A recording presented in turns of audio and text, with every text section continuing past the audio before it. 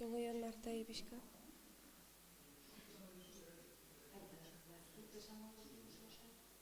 Nik aurkeztuko ez pixka, baina, bueno, itxengo diot presioan arte.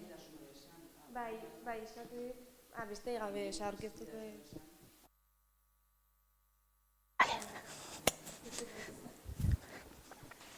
Bueno, kaixo, gaur hemen egile eskubideen inguruko mintegi bat eukiko deu. Eta, beste gabe, Marta Desa izangoa gure izlaria. Eta hoxe izangoa pixkat, beak esplikatuko, baina mintegi bat, esplikatuko pixkat egile eskubideen inguruko oinarri bat, eta gero engoa tartea, zalantzetarako edo danadalakorako. Así que, beste gabe, mintxe daukazu, Marta. Mi esker, Malentzo.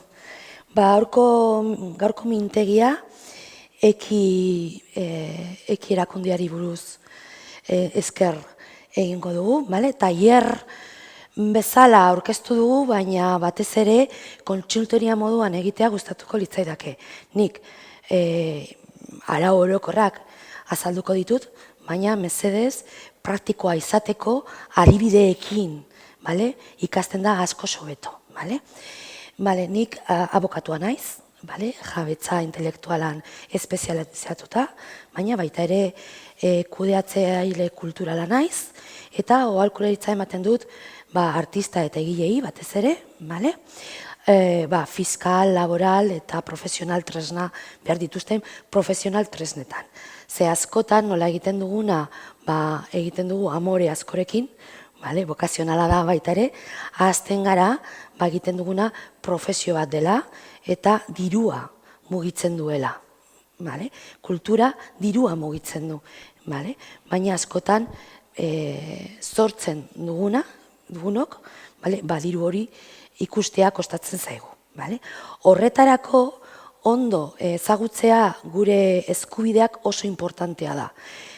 Ez bakarrik erreklamatzeko edo ezigitzeko gauzak, baizik eta jakiteko zer lizentziatzen dugu eta zer ez dugu lizentziatzen. Ze azkenean ez da importantea bakarrik gure liburua munduan egotea, merkatuan egotean, baizik eta nola dago nire liburua eta nola tratatuko duten nire liburua. Hau izan ez gero, hasiko gara, eta hasiko gara, ze azkenean terminologi eta termino ezberdinak askotan erabiltzen ditugu sinonimo baldin badira bezala. Nik ere, askotan esaten dut jabetza intelektuala, askotan esaten dut egiletza eskubideak, copyright, eskubide moralak, ondare eskubideak, horrelako hitzak, ez dakit erabiltzen dituzuen edo nola erabiltzen dituzuen. Eta jakitea zer esan nahi duen gauza bakoitza, naiz eta gero hitz egiten dugunean esatea jabetza intelektuala edo copyright berdin da. Baina fundamentoak eta eskubideak ezberdinak dira. Orduan, mintegi guztia, naiz eta parte bat importantea azkenean internetekin eskala mundiala da, ere hitz egingo dizuet copyright buruz eta anglosajoi sistemari buruz, ze badaude beste herrialde batzuk, beste jabetza intelektuala sistema daukatena. Batez ere Estatu Batuak eta Inglaterra. Eta Inglaterrako koloniak izan ziren beste herriak ere. Orduan, askotan ez bakarrik hitzaz ingelesez, baizik eta kontratuak sistema horretan oinarritutak aurkezten digute sinatzeko. Eta askotan kontratu horiek hemen Euskal Herrian ilegalak dira. Orduan, jakitea ezberdintzea sistema bat edo bestea importantea da eta azalduko diziot pixka bat gainetik. Baina, sakonduko duguna izango da Espainiako, ze azkenean hori da gure herrian dagoen legea, 1986ko legea, jabetza intelektualaren legean oinarrituta izango da mintegi gehiena, izango dugun gauza gehienak. Bi sistemak ezberdintzen jakinez gero. Estatuan badaude bi jabetza intelektuala alde batetik, non originalditasuna zerbait sortzea importantea da, Eta bestalde batetik, jabetza industriala. Jabetza industrialiari buruz, gaur ez dugu hitz egingo, baizik eta bakarrik ezateko, hor dagoela, bere legeak dauzkatala, eta batzutan, batez ere ilustratzailea baldin bazara, igual identitate grafiko bat egiten baldin baduzu, eta jabetza industriala ere, zuri ere, importantea da. Idazleak, adibidez, Harry Potter izena bezala marka bat da, tituloa, Orduan, azkenean hori intangible bat da, eta balore ekonomiko bat dauka ere, produkto bezala, ez zorkuntza bezala, horrela, gutxi gora bera. Copyright bestela, eta trademark, ingelesez, jabetza intelektuala zein jabetza industriala barnean daude, Orduan, goazen astera, terminoak ezberdintzen batez ere,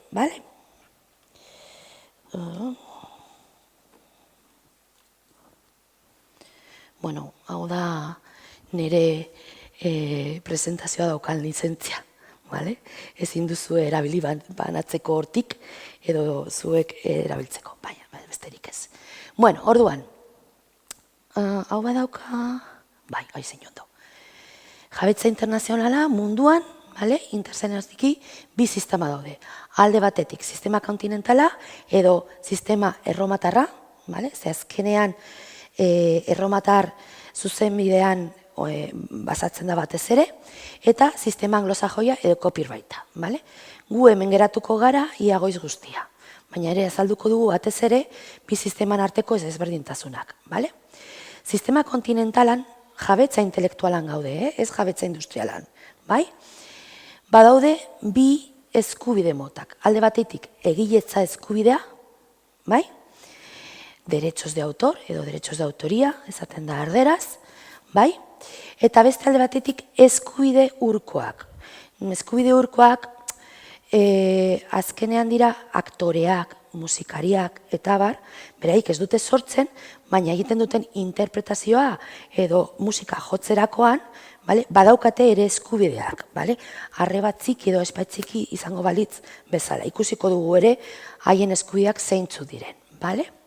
Orduan, daukagu sistema kontinentala bi eskubide motak. Alde batetik egiletza eskubideak eta beste alde batetik eskubide urkoak edo erderaz esaten da derechos konexos.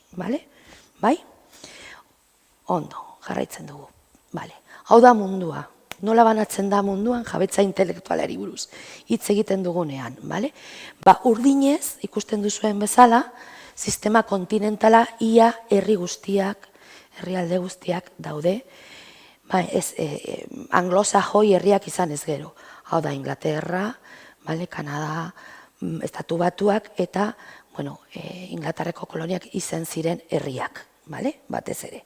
Eta hori jakitea importantea da, ze igual gure liburuak argitalatu nahi dituzte, ez hemengo herri batean, baizik bestetan, eta ez zigitu dezakezu, zure sistema aplikatzea, edo behintzat, irakurri ondo, baldintzak eta ezberdintasunak importanteak direlako, ezberdintasun horiek.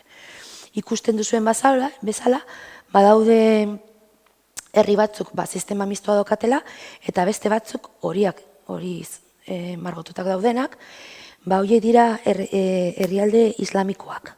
Eta jabetza intelektualaren sistema batez ere jainko bati buruz hitz egiten du, beraz nik ez dakit nola zer motakotako sistema daukaten.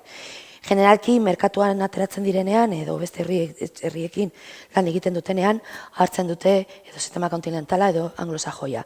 Barne sistema bat da batez ere. Orduan, jarraituko dugu. Jabetza intelektualaren ligean, non erregulatzen da? Batez ere, lege honetan, 1986ko legean. Baina baita ere, zigor kodean dago.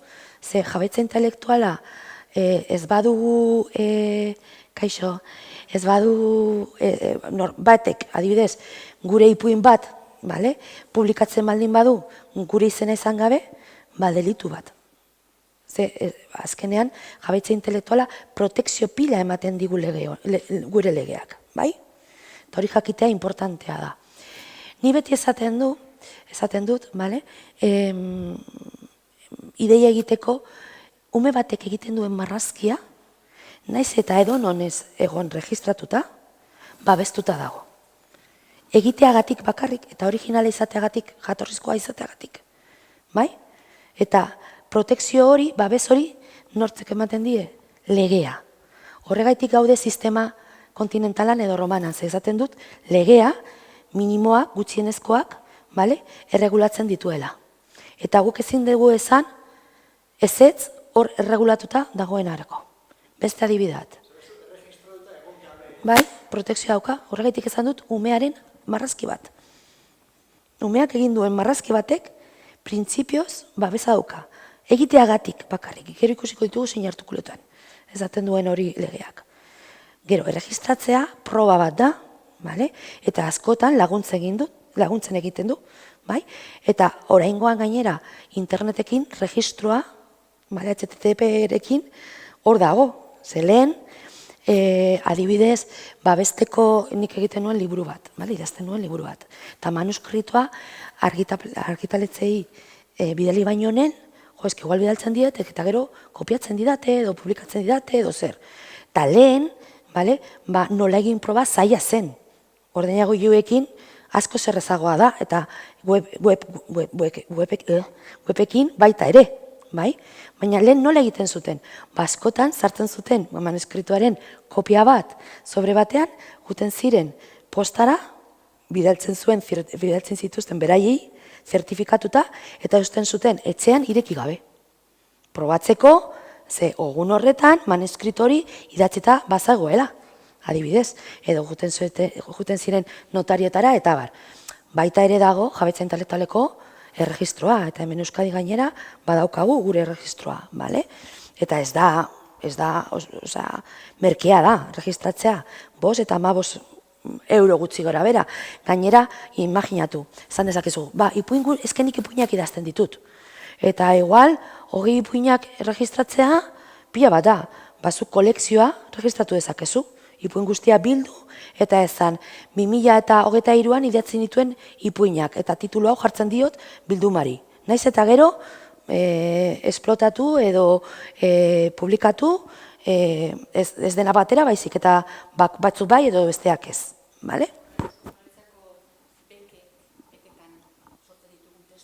Bai?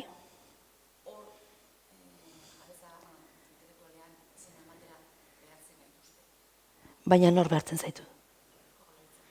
Bai, haientzat egiten dituzu testuak. Beka ematerakoan. Bale, ez dizute lertu bai, barkatu. Bai. Bale, baldintza bezala jartzen dute registratzea. Bueno, beka guztia daukate beraien baldintzak. Eta hori baldin bada baldintza bat, ez zaitu txartu iruditzen, ze horrela ere, ze askotan, zuk esaten duzu nik idatzetakoa originala da, ez da plagio bat. Orduan, zuk registratzen duzunean, jabetza intelektualean, ez da esan nahi eskubide guztia daukazula erregistratu duzunetik, baizik eta sortzeagatik badaukazu eskubideak. Baina bai da, erabat, nola refrendatu hori zurea dela, eta ez duzulo beste leku zeia esan diozu, jabetza intelektualeri registrara, haizu, hau nerea da, nik esaten dut, hau nerea dela. Orduan ez zait txartu iruditzen. Baina badaude beste era batzuk ikustituko ditugu. Ez bakarrik online, baizik eta zu webgune bat baldin badaukazu, hor, huella geratzen da betirako. Zein momentuan igo zenuen ipuin horrek zure webgunera, adibidez. Bai? Ere, baita, gainera bidali alduzu mailak zertifikatutak. Ziurtaratatutak, bai? Orduan, hori ere beste proba bat da. Gaur egun, internetekin, proba 1000 daude. Hau da, gaur egun bidaltzen ditugu ere, argitaletzei liburuak mailez bitartek. Hor daukazu proba bat ere. Bai? Bale. Bueno, orduan, jabetza intelektualaren legea eta zigor kodea ere. Bai? Bale. Egiletza eskubidea, hau da, sartu gara jabetza intelektualan, egin dugu jabetza intelektualan bi eskubide mota zeudela, egiletza eskubideak eta eskubide urkoak. Orain, sakonduko dugu egiletza eskubideak. Nortzu daukat egiletza eskubideak? Zerbait originala egin dutenok. Punto. Jazta. Eta barnean ze motatako eskubideak daukat? Nik ilustrazio bat egin badut, edo ipuin bat idatzi badut, zein motatako eskubidea dauzkat? Hasieran guztiak nereak dira, esklusiboki, sortzeagatik, bai? Baina bai daude bi motako eskubideak, alde batetik eskubide moralak, pertsonalak, ni egin dudala liburu horrek, ipuin horrek, bai? Aitatasuna edo amatasuna, egiletza, bai? Ezin dugu esan, hori nik ez dudala esan egin. Ez da ezin dut esan, nik egin dudala eta Malentzoren izenean jarri. Copyrighten bai egin dezakete hori. Bai? Ezin dugu esan, gauza bat ez dugula egin. Publikatu dezakegu pseudonimo moduan edo igual anonimo moduan. Baina pertsona bat baldin badago atzean eta hori jakina baldin bada, ezin du luego ez zen. Bai? Hori dira eskubide moralak, aitatasuna eta osotasuna. Bai? Nik bakarrik aldatu dezaken nire ipuina. Edo nire ipuinaren zentua. Bai? Batez ere. Gero, sakonduko dugu eskubide moralak. Eta beste alde batetik, ondare eskubideak edo ustiapenekoak. Bai? Erderaz, derechos patrimoniales o de explotación. Dirua, royalties. Horiek printzipioz nireak dira. Baina, horiek bai, saldu, lizentziatu, doainik eman, herentzia batean edo testamentu batean jarri, hipotekatu dezaket. Horiek dira, dirua ekarri aldutenak. Eta beste hiru bati eman aldizkionak. Bai? Ondare eskubideak. Beraz, egiletza eskubidean, bi mota eskubidea daude, moralak alde batetik, pertsonalak, eta ondare eskubideak ekonomikoak batez ere. Hasieran biak nereak dira. Lehenengoa nere izango da beti, goia bat, beti izango da goia bat. Bai? Baina, ondare eskubideak nirea izan aldira, baina beste pertsona batik, edo beste enpresa batik, eman aldizkio, bera mugitzeko, edo bera diru ateratzeko. Bai? Importantea ere, edo behintzat hitz hauek ezagutu behar dituzue, kontratuetan ikusiko dituzue idatzitak, bai? Erreprodukzioa,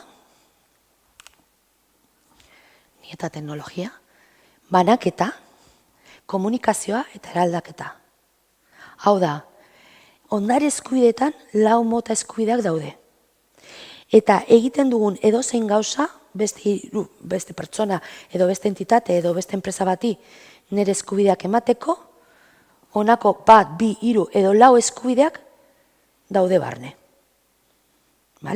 Eta legalki hitz egiten dugunean, esaten da, uzten dizut, edo lizentziatzen dizut, erreprodukzioa, banaketa, komunikazioa, edo eraldaketa. Baina baita esan dezakegu, uzten dizut nire liburua euskeraz argitaratzea, eta liburutik zatitzoak publikatzea aldizkari batean. Hori zer egiten dugu? Erreprodukzio, banaketa eta komunikazioa lehengo asuntoan. Eta bigarrenean, eraldaketa. Eta uste baldin badizut, itzultzea erderari edo ingleseri, eraldaketa. Hau da, egiten ditugu mugimendu guztiak, lau eskubide hauetako bat edo guztiak daude barnean. Beraz, egin dezakegu formalki, hitz hauekin, edo ulertzen dugun moduan. Zer utziko dizut erabiltzea nire obratik? Utziko dizut ilustrazioanekin 10 kamisetak egitea. Jazta, hori legala da. Naiz eta ez erabili hitz hauek. Baina kamiseta egiteko utzi behar dizut erreprodukzioa, banaketa, ze kamiseta horiek gero salduko dira, eta komunikazioa. Jazta. Baina, eusten baldin badizut ilustrazioa kartel bat egiteko, kartel bakarra, igual, banaketa ez gara usten ari. Ulertzen? bai? Orduan, erreproduzioa, banaketa edo distribuzion, bale? Hitz hori da erderaz, komunikazioa eta eraldaketa dela derecho de transformación, baina hau ezberdina da eraldaketa, aldaketa edo modifikazioa, bale? Eraldaketa da obra batetik obra berria egitea. Eskorazko obra batetik erderaz egitea. Liburu batetik filma bat egitea. Gidoi batetik antzerki bat egitea. Ulertzen? Bai? Beraz, eraldaketa, bale? Ez da bakarrik aldaketa batzuk egitea, baizik eta obra batetik obra berria egitea. Bi obrak babestutak daude, eta biak originalak dira, baina bigarren obra egiteko, bigarrena, ze denboran bigarrena da, eta lehenengoa behar du, baimena behar du lehenengo obratik, bai? Bai, eraldaketa da. Eta baimena behar duzu, eraldaketa egiteko. Ze eraldaketa mota gainera egiteko. Eta eraldaketa egitezunen berez egilez, obra berrian egiletzaia zure da 100%? Claro. Baina, kredituak eman behar dituzu lehengo obra egin duenari. Eta baimena eduki behar duzu lehengo obra egin duen autorearen, egilearen, baimena edo ordaindu behar diozu bere eskubideak bertsioia egiteko, baina bertsioiaren egilea zuzera. Hau da, itzultzaileak, autoreak egileak dira ere. Beraz, itzulpenaren egileak nortzu dira, ingelesera itzuli duena, baina obra liburuan orena da, lehen idatzi zuena, bai? Bai. Bai.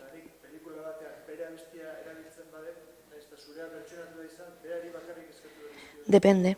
Ze bera baldin badauka eskubideak hori egiteko eta zuri saltzeko eskubideak primeran bakarrik berarekin hitz egin beharko duzu, baina hori ez da gertatzen askotan. Segurazki hitz egin behar duzu. Ez hitz egin behar duzu. Musika egin duenarekin, letra egin duenarekin, eta baita ere, ze ez gara hasi hitz egiten, baina hemen daude ere markatita eskubide urkoak.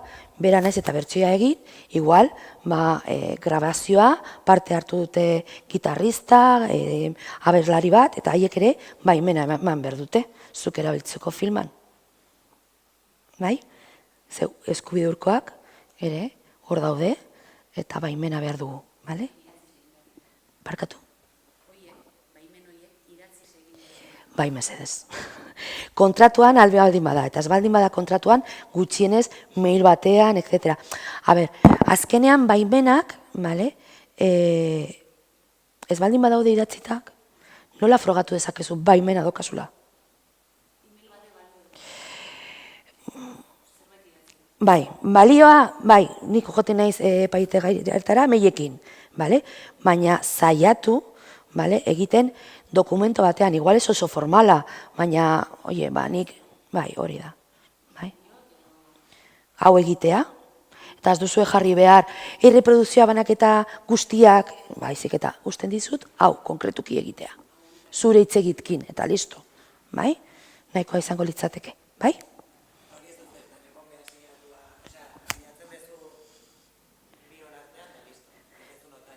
Ez, zuen artean kontratu pribado bezala balitz, nahikoa da. Eta askotan eskatzen dizkiezu, eta aurrekontu bat egin aldizute, hau erabiltzeagatik, hau da nire tarifa. Kontuz, ze askotan ez duzu bakarrik, ze beraiek erakunde kudeak eta erakunde batean maldi badaude, SGAE, BEGAP, CEDRO, eta abar, igual, ordaindu behar diozu berari lizentzia, baimenagatik, baina gero badaude, beste eskubide batzuk ere, erakundeak kudeatzen dituztenak, eta erakundei ere ordaindu behar dizkiozu, beraz, galdetu, haizu, erakunde baten kida zara, hau da kostatuko zaidan guztia, eta zure kasuan, berarekin hitz egiten duzu, ze bera egin du bertsioa, haizu, badaukazu baimen guztiak eta zurekin nahiko da sinatu mesedez, badaukazula baimen guztiak eta ez dudala hitz egin behar beste 10 pertsonekin adibez. Bale? Bai? Venga, aurrera. Bueno, erreprodukzioa, banaketa, komunikazioa eta eraldaketa. Komunikatu da, adibidez, esposaketa batean, zuk kuadro bat edo margo bat ikusten duzunean komunikatzen ari zara. Baita ere zerbait interneten igotzen dugunean. Gero irakurriko ditugu legeak zer esaten duen zer den ekintza bakaitza, zer den eskubide bakoitza. Baitu, jabetza industriala, lehen hitz egin dizuet hori buruz, batez ere dira patenteak, erabilgarritasun ereduak edo produktu erdiroa lehen topografiak, horiek zein behar dute, dira asmakuntzak, batez ere. Eta asmakuntzak izan ez gero, behar dute zerbait oso berria, asmakuntza hori gauza oso berri bat eta teknologikoki importantea izatea. Edozein asmakuntza ez duzute utxiko jabetza industrialan erregistroan erregistratzea. Beste alde batetik, diseinu eta marrazki industrialak, marrazkiak egin baldin badituzu, adibidez, komiki baten pertsonaia ere, hor, registratu dezakegu, baita ere pattern egiten dugunean, edo raport, justo hori guztiok, ez daukazuen marrazkiak arropan, baina, nire zapia adibidez. Eta gero beste aldetik, market eta izen komertzialak. Zuk jabetza industrial erregistroan, OEPM deitzen da Espainiakoa, hori Espainian arloan egin behar da, erregistratzen duen lehenengoa eskubide prioritarioa dauka. Konstitutiboa da, esaten dugu zuzendaritzan guk, zuzen bidean. Zer esan nahi du? Erregistratzea ez dela erreza, baina erregistratu eta egonez gero, lehen erregistratu duena eskubideak dauzkala guztiek. Gainera hauek denboran epe bat daukate, 10 eta 25 urteko babesa daukate. Baina zuk erregistratzen duzunean jabetza intelektualan erregistroan, esaten duzu hori zurea dela. Eta proba bat gehiago izango da. Baina erregistratuta egoteakatik ez daukazu preferentzia. Zeni joan alnaiz eta zuri puina hortik aurkitu eta joan erregistrara, erregistratzen dut, eta ez baldin badago erregistratuta utziko didate. Baina ere ez du esan nahi, zuk altzen dituzula zure eskubideak. Zuk esan dezakezu haizu, egin duzuna ilegala da, ze hau nerea da, eta beste froga hau dauzkat, nola hau ni idatzitakoa dela, eta ez zu idatzitakoa.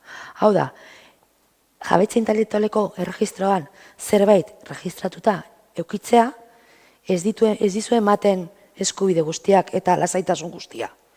Importantea dela, bai, askotan ondo entortzen dela, baietz. Froga importantea dela epailentzat, baietz. Baina ezberdina da, ze bakarri da deklaratiboa. Norbaitik oregon dela eta esan duela berea dela. Baina zer esaten du, data horretan, zuk ja esan zenuela hori zurea zela. Hori froga moduan importantea da ere, baina ez da konstitutiboa. Eskubida ez da jaiotzen momentu horretan, baizik eta ja jaiota dago eta beste proba askoekin probatu dezakezu hori zurea dela. Baina jabetza industriala bai jaiotzen da registratuta dagoenean. Eta honekin, ja ez dugu gehiago itzengo, jabetza industrialeri buruz, galdera izan ezik. Bai? Superfroga daukazu. Ba ez, askotan eskubidea muitzeko beste internazional merkatuan eskatzen dizute registroa froga bezala, baina printzipioz, legalki, bai, hori da, foreign rights. Muitzerakoan, eferetan, nola hori zuk daukazula zure izenean registratuta, baina badaukazu liburuan ISBNA eta depositoa ere hor jatzen duela copyrighta zurea dela. Beste proba bat izango litzateke, bai? Momentutxo bat ure dango dut.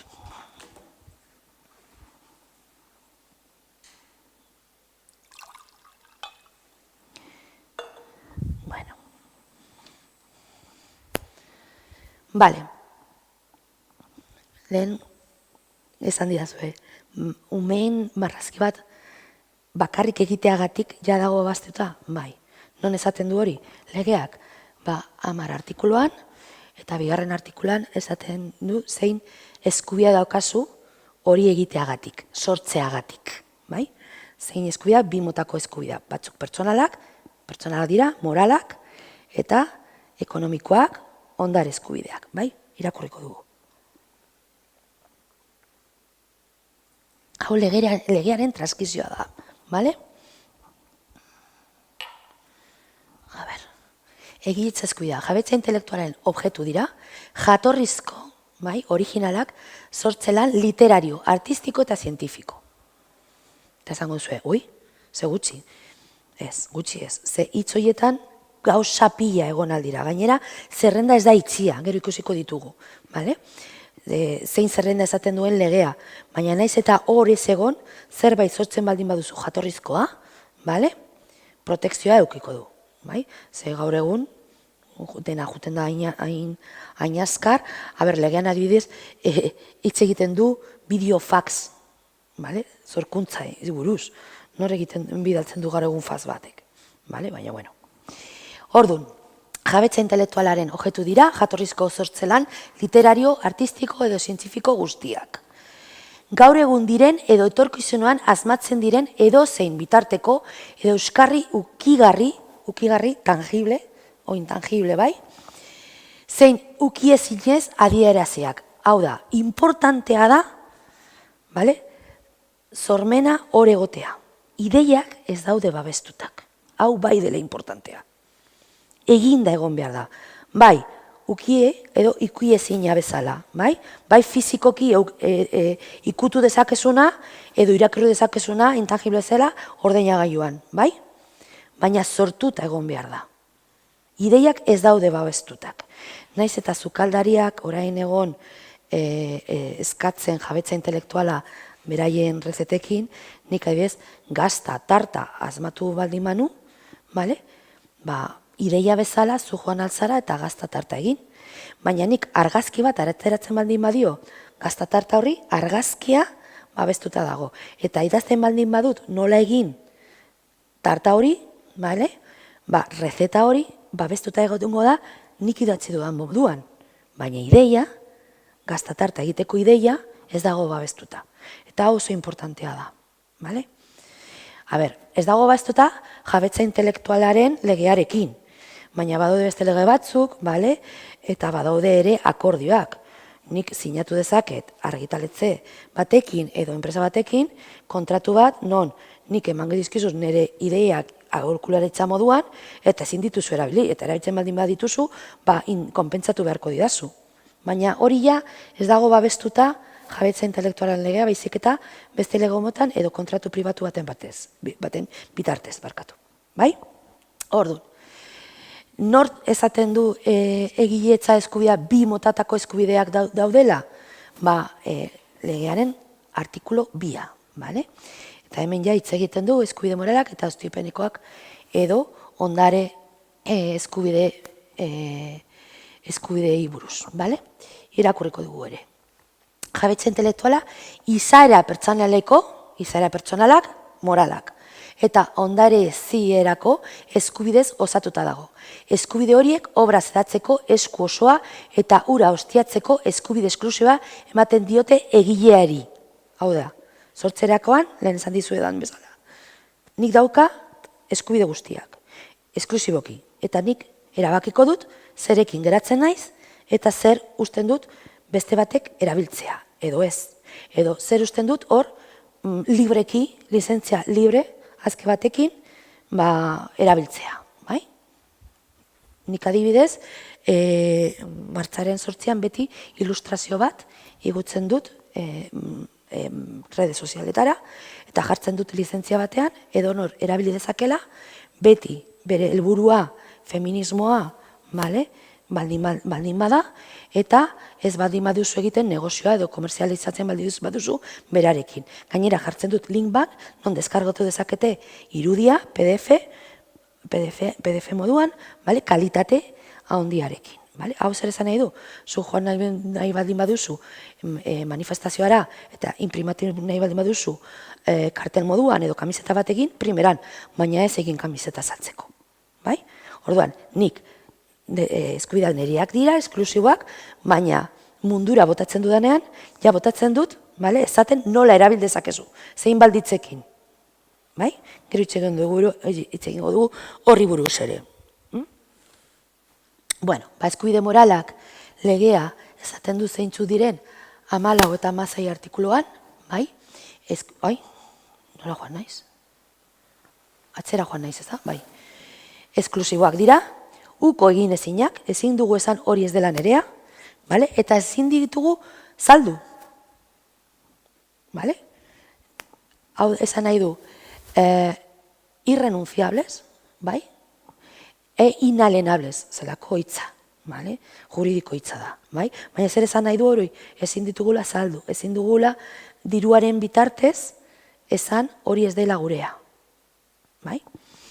Zeintzu dira, egiletza edo aitatasuna edo amatasuna, alde batetik, osotasuna, integritatea, jenderartzea eta modua, hau da, lehen esan dudan bezala, nik erabakitzen dut, noiz egiten dudan publikoa nire irudia.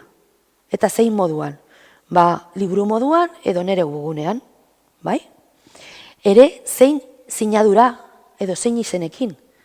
Nire izena Marta Castro Deza da, baina ni sinatzen dut dena Marta Cedeza, badago jendea pseudonimoa erabiltzen duena. Zuk erabakitzen duzu nola, aldaketa, nik adibidez ilustrazioa kolorezkoa baldin bada, ezin duzu aldatu eta txuri beltz jarri. Ze ilustrazioa berdea zen, edo gorria zen, adibidez, Eta erritiratzea, nik igual 18 urtekin atoera nuen marrazki batzu edo ipuin batzuk, eta gaur egun, berguantza daukat, zer egin nuena eta esaten dut hori, ez dudala hortik egotea nahi. Beraz, erabik dezaket hori merkatutik ateratzea. Hau da, zuk saldu baldin bazen dituen zure eskubideak, ondare eskubideak, igual indemniziatu behar diozu titularra den, orain zure obraren titularrari.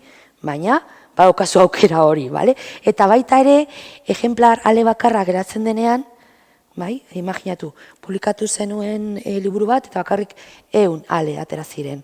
Eta zurea galdu egin duzu. Eta bilatzen, ikusten duzu guztiak zu batekin galduen zirela. Eta bakarrik bat dagoela hortik. Orduan, eskatu dezakezu, titularrari, mesedez, maidazu, nik eratuko naiz, eta titularra jarriko du presioa, hori bai. Baina bakazu aukera hori, bai?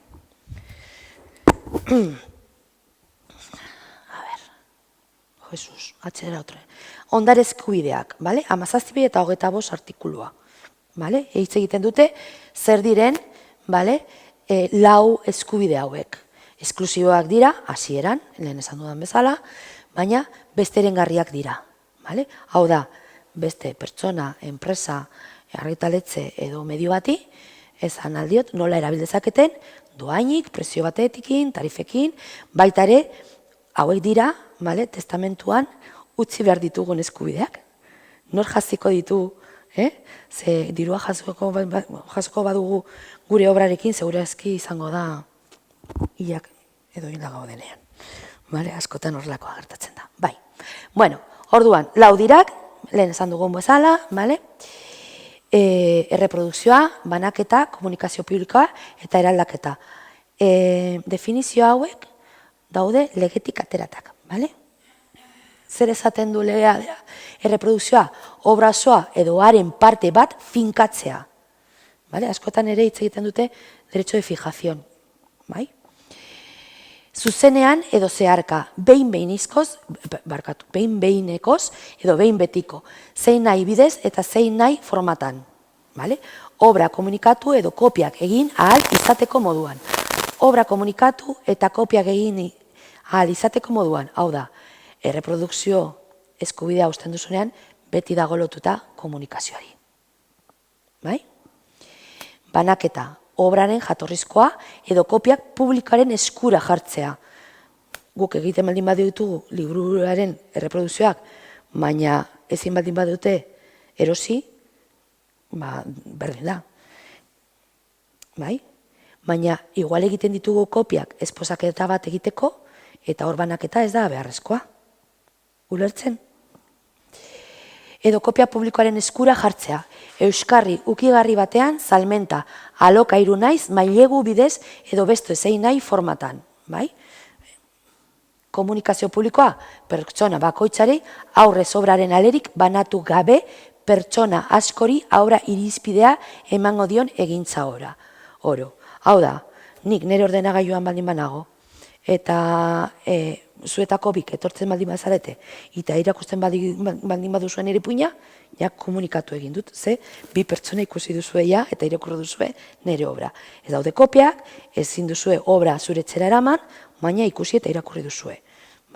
Kontzertu batean berdina, kontzertu batean gaudenean, disfrutatzen ari zara komunikazioa momentu horretan musika.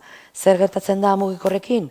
Jendea grabatzen dagoela, eta gero, baina printzipioz, hori ezin duzu egin. Grabatzerakoan, zer egiten duzu? Erreprodukzioa, barkatu.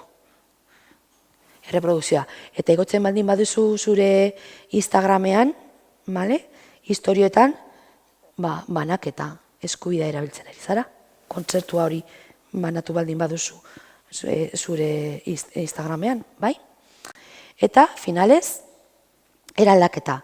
Obraren itzulpena, egokitzapena eta beste obra desberdin bat sortzen duen beste edozein forma aldaketa. Forma aldaketa, bueno. Hau da, obra batetik, obra berri bat egitea. Generalki, bai ilustrazioan, bai idazten duzuenok, zuk zer egiten duzu? Barkatu. Bale. Ai, zara oiana? Nagore, bale, bai. Primeran. Bale, primeran. Ordun, zer esaten? Bale, hauek dira, usten ditugu beste bati utzi aldiogun eskubideak, edo saldu aldizkiogun eskubideak. Nere gomendazioa, generalean, gaur egun, batez ere internetekin, lehenengo hiruak beti utzi behar ditugu, generalean. Baina, usterakoan ez utzi horrela generalki, hor dauzkazu eskubide guztiak. Baizik eta eskubide hauek usten dizkizut hau egiteko. Gaztelaniaz, euskeraz, liburu 1000 edo 3000 egiteko, konkretatu. Zertarako usten dizkizut 3 eskubide hauek. Eta azkenengoa eraldaketa, itzulpena bai, ados baldin bazaudete, beste hizkuntza batean egitea, baina erreserbatu. Ze askotan egiten digute sinatzea eraldaketa guztiak. Eta hor dago dirua. Orduan, hemendik aurrera, argitaletxe, badaude argitaletxe etikoak eta praktika onak egiten dituztenak, eta ez dute eskatzen guztia. Baina gaur egun irakurtzen ditudan kontratu pilazko, eskatzen dizute guztia. 0 euroz gainera, ordaindu ez gero. Baina, gaur egun kanpaiteze idazleak, guztio gaude, zaudete, eta argitaletxeak ere, haber badaukat El Bellocín de Oro eta Netflix deitzen didan liburu hau adaptatzeko filman. Orduan, kontuz honekin, irakurri ondo, goiko hiruak bai, baina zertarako konkretuki, gainera liburuak egiterakoan legea ere artikulu 58tik aurrera, oso konkretuki esaten ditu baldintzak nola izan behar dira editorial kontratu batean, hori ez da gertatzen beste sektoretan, beraz, privilegioa da, baina beste gauza da, kumplitzen baldin badute, edo baldin badute kumplitzen arau horiek, baina...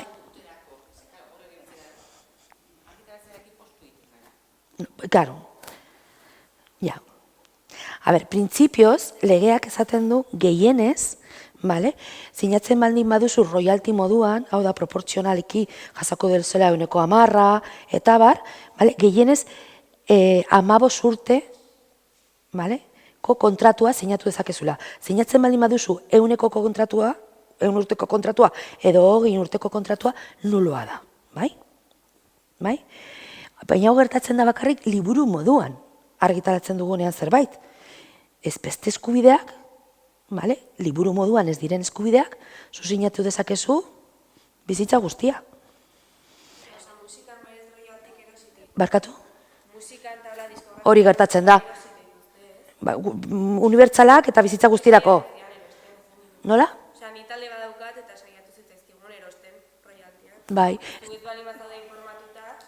Bueno, eta informatuta eginez gero, editorial musikal asko esaten dute, edo ematen dira zu bizitza guztirako edo ez. Eta orduan zuk izan behar duzu, horretarako igual autoko idatzen dut eta autopublikatzen dut nik diska. Baina erabakia zure izan behar da. Jakinez gero, zer interesatzen zait gehiago. Zurekin balditza hauetan edo ni egiten dut. Edo itxareten dut beste proposamen bat baldin badaukat edo ez. Hori, royalty edo proportzionalki sinatzen baduzu. Baina ematen baldin baduzu diru bat fijo,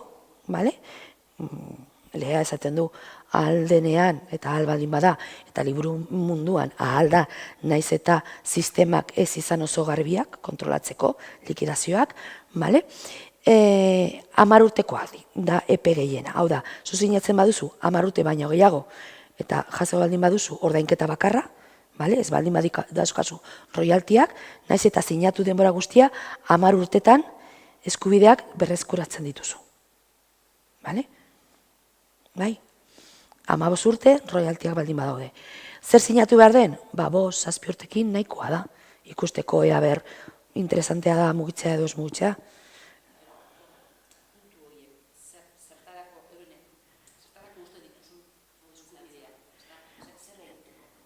Zer egiteko, gaur ez du hori buruz hitz egingo, ze hau zen zabalago, baina 58 artikulotik aurrera, esaten dute ezaktoki, zein baldintzak egon behar dira kontratu editorial batean, bai? Eta kontratu editoriala da, beti baldin badago erreprodukzioa eta banaketa, ez bakarri liburuak, diskak ere, bale? Eta 62 aurretik, esaten du liburu moduan zer baldintzak jaso behar duen kontratua. Hizkuntzak, zenbat ale minimo eta maksimoak, nola mugiko duen liburua, gauza horiek derrigorrezkoa dira kontratuan agertzea. Eta derrigorrezkoa da kontratua idatzita egotea. Usten baldin badizute beste batek musikari. Egiteko, ez da berdina enkargu bat jasotzea edo editatzea. Eta askotan, kontratu berdinean bi gauzak sinatzen ditugu. Enkargua, zein editatzeko baldintza zeintzu diren. Orduan, joan zaitezkete legeara, legean oso konkretuko esaten dute gauzak. Zeri buruz hitz egin behar duzue, zeintzu diren baldintza horiek.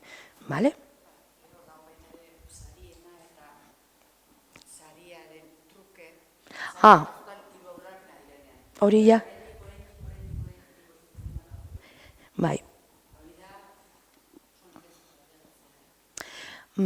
Bueno, zuek zaudete elkartean, ez da?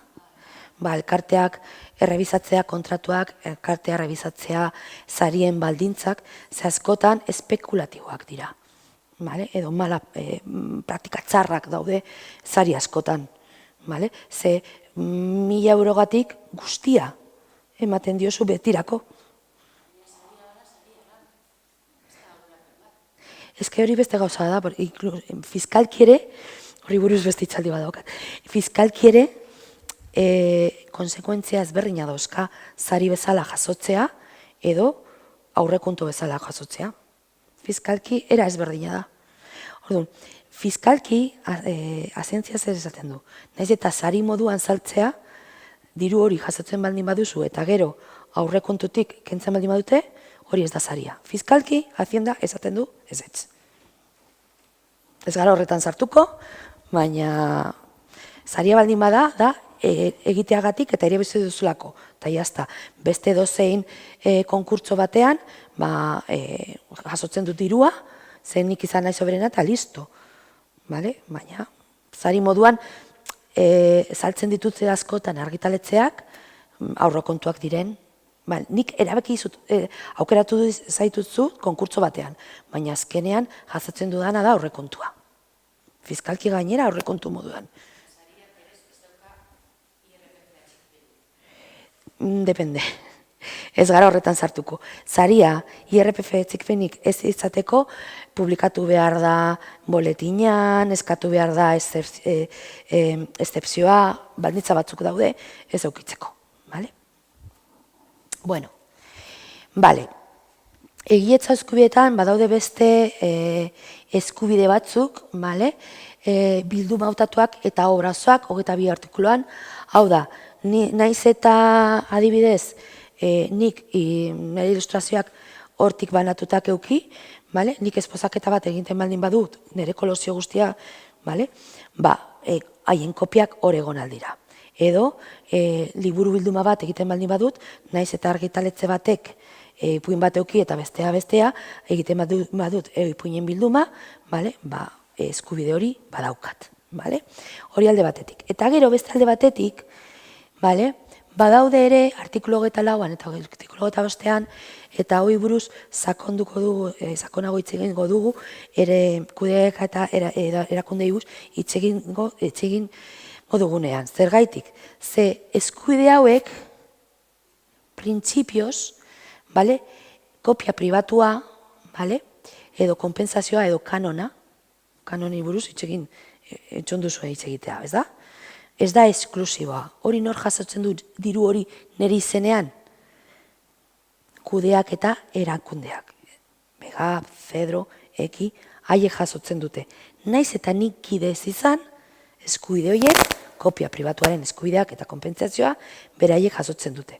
Zergaitik, ze hori izan zen kanon bat, jarri zutela ordenagailuei, fotokopiadorei, eta bar, ze kopia pribatua egitea aukera ematen duten tresnei impuesto moduan. Eta hori nor jasotzen du eta gero banatzen dute? Kudeak eta erakundeak. Eta badago beste eskubide bat, birsalmenta prezioan parte hartzea, edo derecho de participación, eta hau da, nik adibidez, obra bat saldu nuen hori urtekin 100 euros, eta orain oso famatua naiz, eta nire obra, eskultura bat, saltzen ari da 100 milioi gatik, 100.000, gatik, imagino. Eta ez dut ez jasotzen, ze nor da titularra erosi zuena, obra erosi zuen pertsona, obra fizikoa erosi zuena, Orduan, zer esaten du eskubide honek? Salmenta hori ofizialki egiten baldin bada galerietan, edo subasta batean eta bar, nik geratu naizela portzentai txiki batekin. 100% gehienez. Baina, hori egiten gertatzen baldin bada, zeo zer ikusiko dut, dirua ikusiko dut.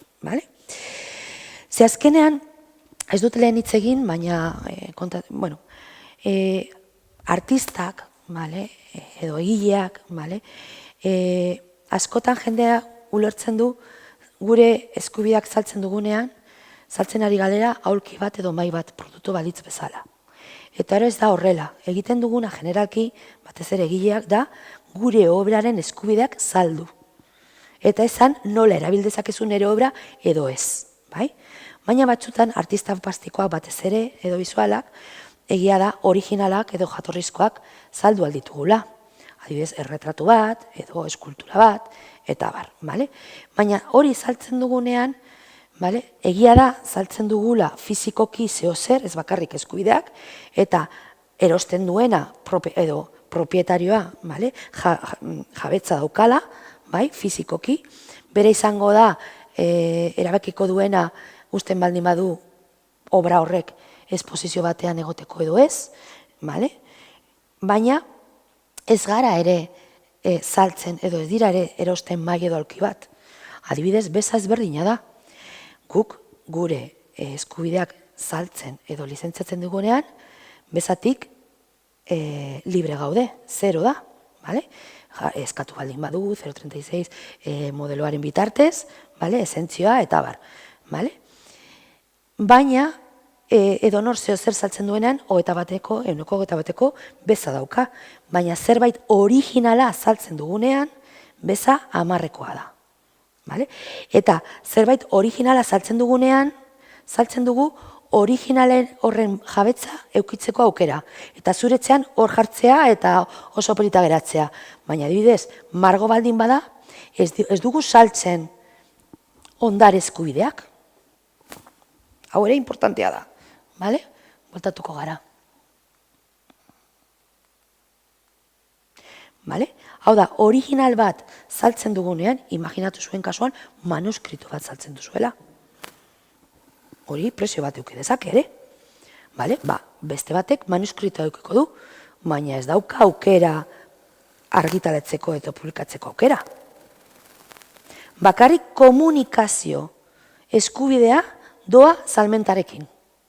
Salmentarekin dirua baldin badago edo donazioa egiten badugu doain, bale? Beraz, zerbait originala saltzen dugunean, obra moduan, bale? Eskubide moralak gureak izango dira, eta ondare eskubideak bakarrik titular berria dauka komunikazio aukera. Imaginatu, margo hori, zuk esposaketa batean, euki nahi duzula, bale? Eta ezin diozu behartu, bale? Obra jabeari, haizu ekarri, eta hor jarriko du, igual apurtzen da, edo ez dauka segurua, etc. Hau da, komunikazio hori aukera bera, eta erabakia bera izango du, bale? Baina ezin du gero kopiakik egin eta banatu. Hau da, manuskritoa beretzen eukiko du, eta bera aukeratuko du manuskritoa erakusten baldin badu esposekate batean, edo manuskritoa eramaten baldin badu unibertsitatera jendea irakurtzeko nola izan ziren notak, edo nola izan zen prozesua, bale? Baina ezin ditu kopiak egin, eta manuskritoaren kopiak saldu. Bai? Hau ere importantea da. Nola goaz? Bueno, bale. Ez goaz txarto. Ai, al revés.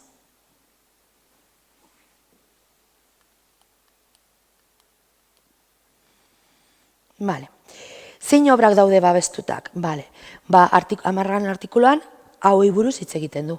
Baina lehen esan dizuedan bezala, ez da zerrenda itzia. Vale?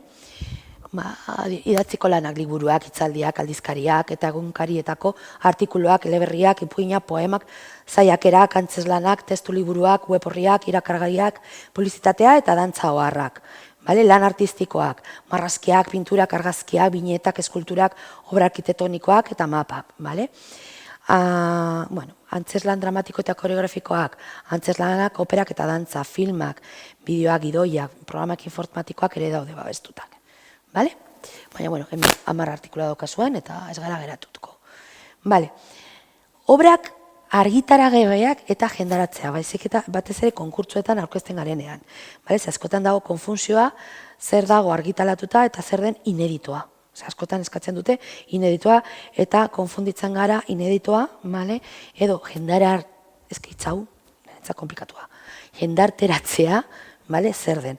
Printzipioz, lehen esan dudan bezala, nik idazten baldin banaiz ipuin bat, eta zuek etortzen bat zimaltzaiet nire ordenagailua, eta irakurtzen baldin baduzu ipuina, ja ez da ineditoa, baina nola probatu ez dela ineditoa. Baina igotzen baldin baduzu zatitxo bat, zure webgunera, hor igual ja baldintza hori ez duzu betetzen. Beste gauza bada, nola eskatzen ari dute beti ineditoa izantea, jendarteratzea izatea, eta askotan hori ja ez da interesgarri gaur egun internetekin. Askotan irakurleak eta bar lortzen dituzu, hor jartzen, ez dakit ez nola zan, ez da ez dira, hori da.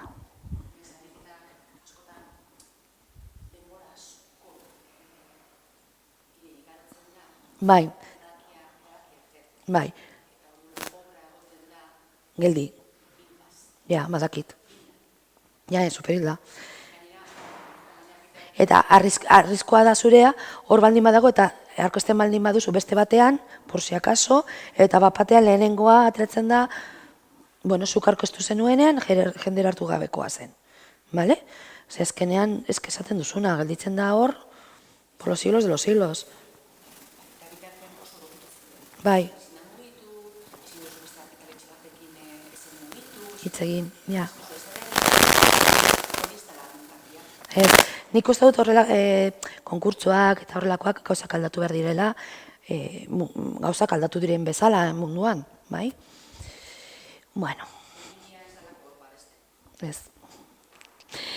Bale, orduan, nor izango da eskubidearen titularra?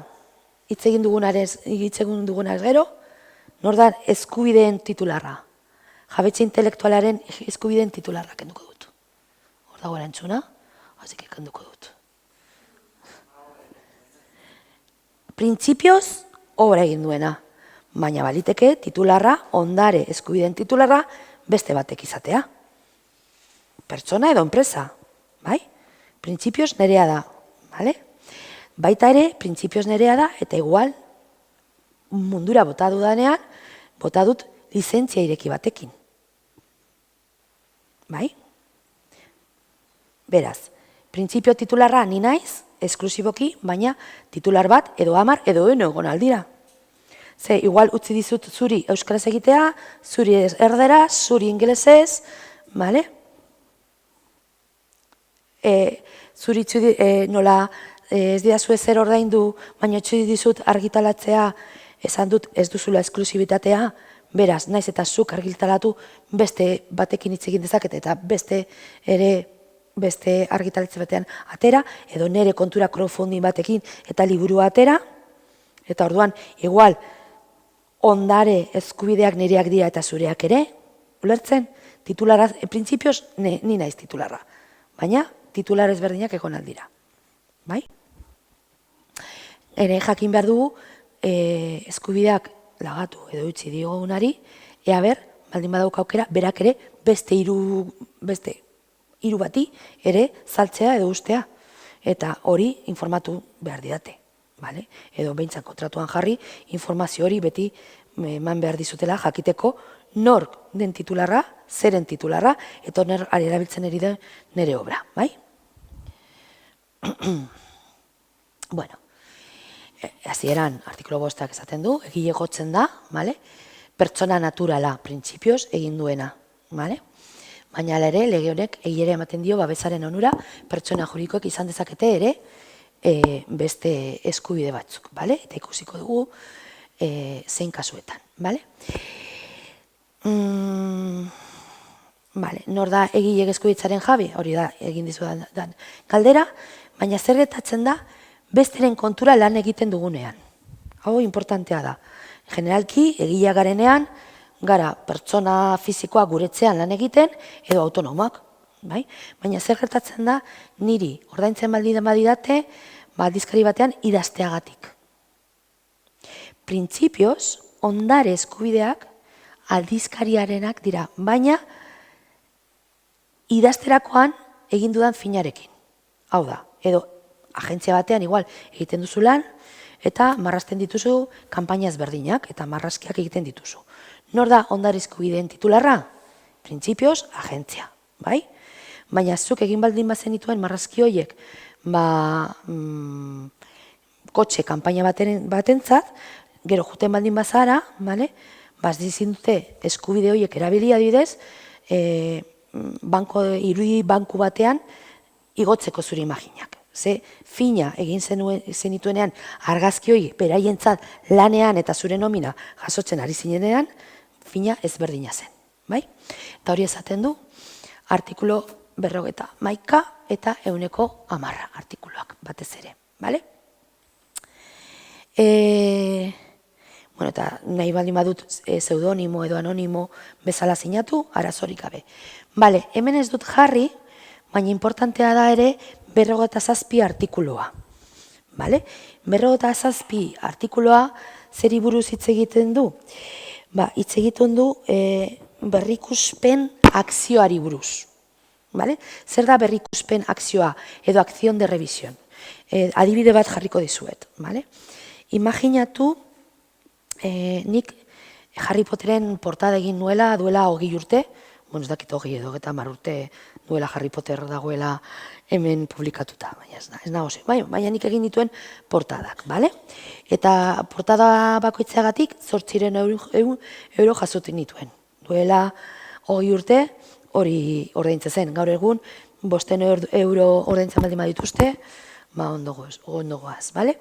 Orduan, nik naiz eta Harry Potter ona etorri zenean famatua zen, ez ni ez dargiteletzea, ez genuen espero, hainbeste saltzea, bale? Hau da, orduan, hori gertatzen denean eta jasotzen baldin badut, ordainketa royaltirik gabe, ordainketa fijoa, bai? Ordainketa bakarra, zen jaso nuen hori eta kito, bale? Badaukat 10 urte akzio hau rebizatzeko. Hau da, haizu, hau izan da unbun, ze batez ere, jabetza intelektuala legea, bere printzipioak dira, zure lanaren erabilaren exituari buruz, hainbat diru jasotzea.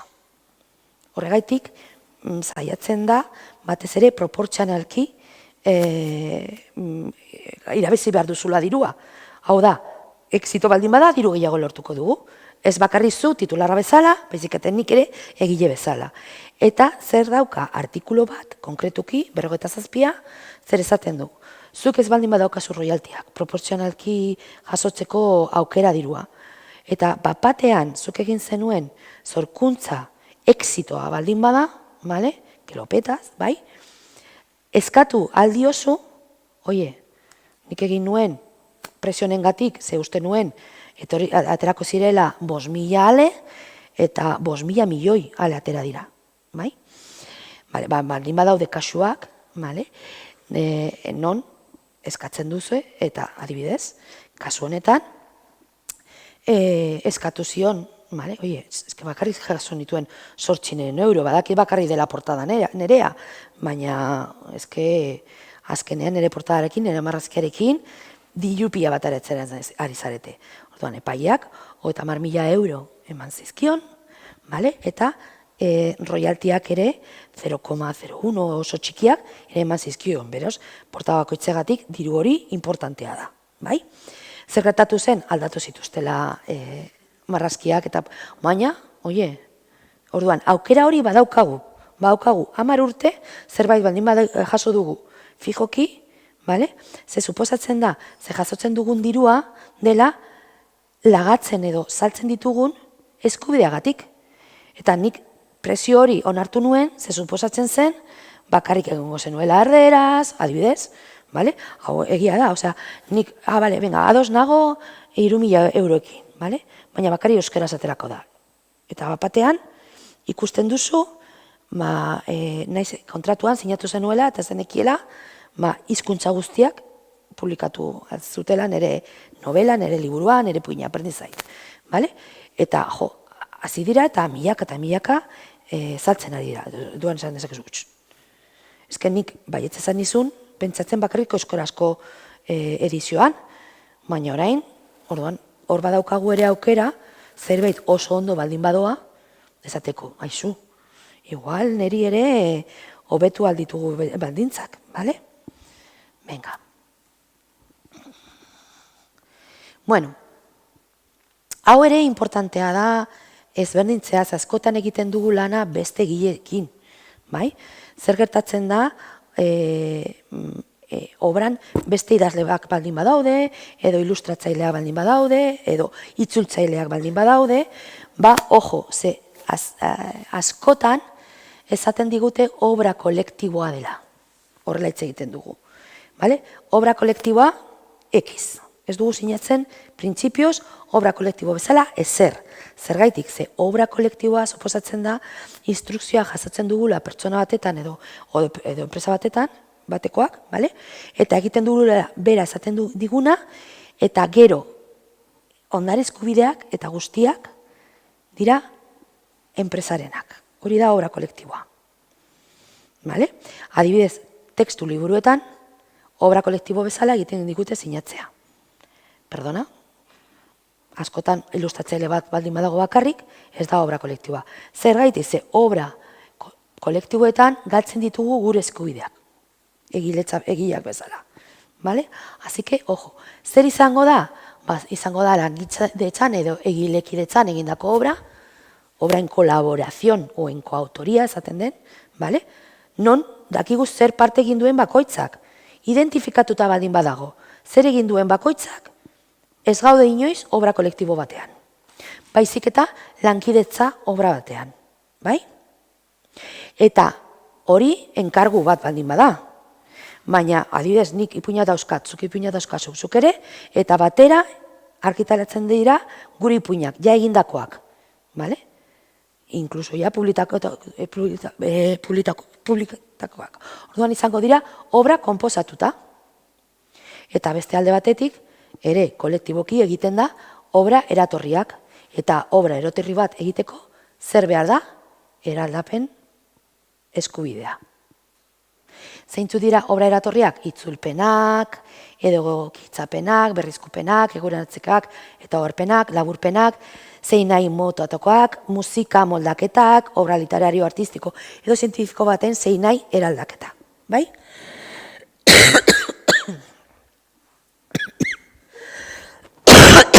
Parkatu.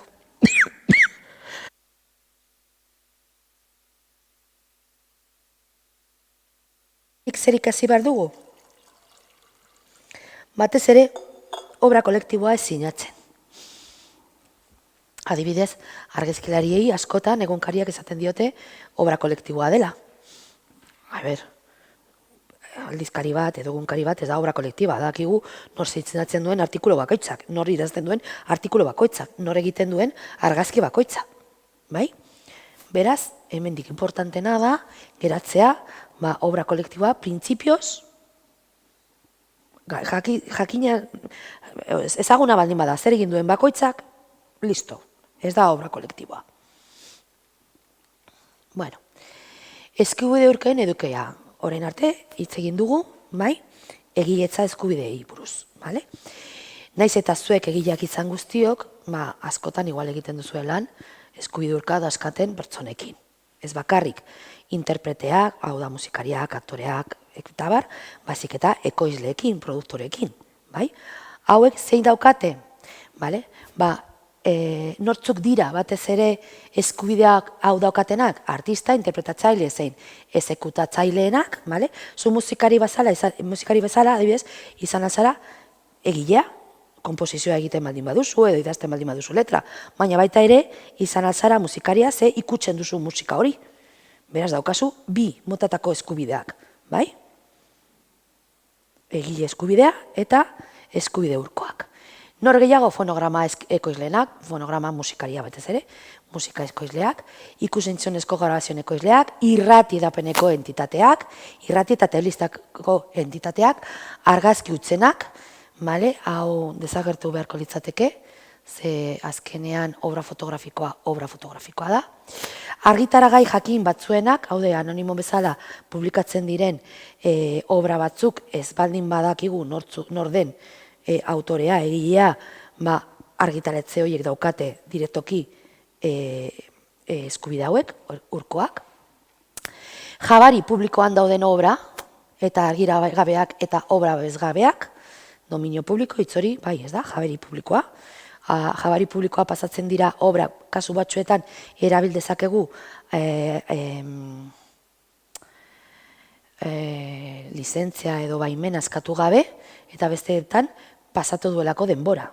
Hau da, ikusiko ditugu gero. Epeak zeintzu dire, eta data batzuen gaineko sui generis eskubideak. Hauek ere, las bases de datos ere badaukate eskubide urkoak, bai? Zein eskubidea daude barne, lehen hitz egin ditugun detateik?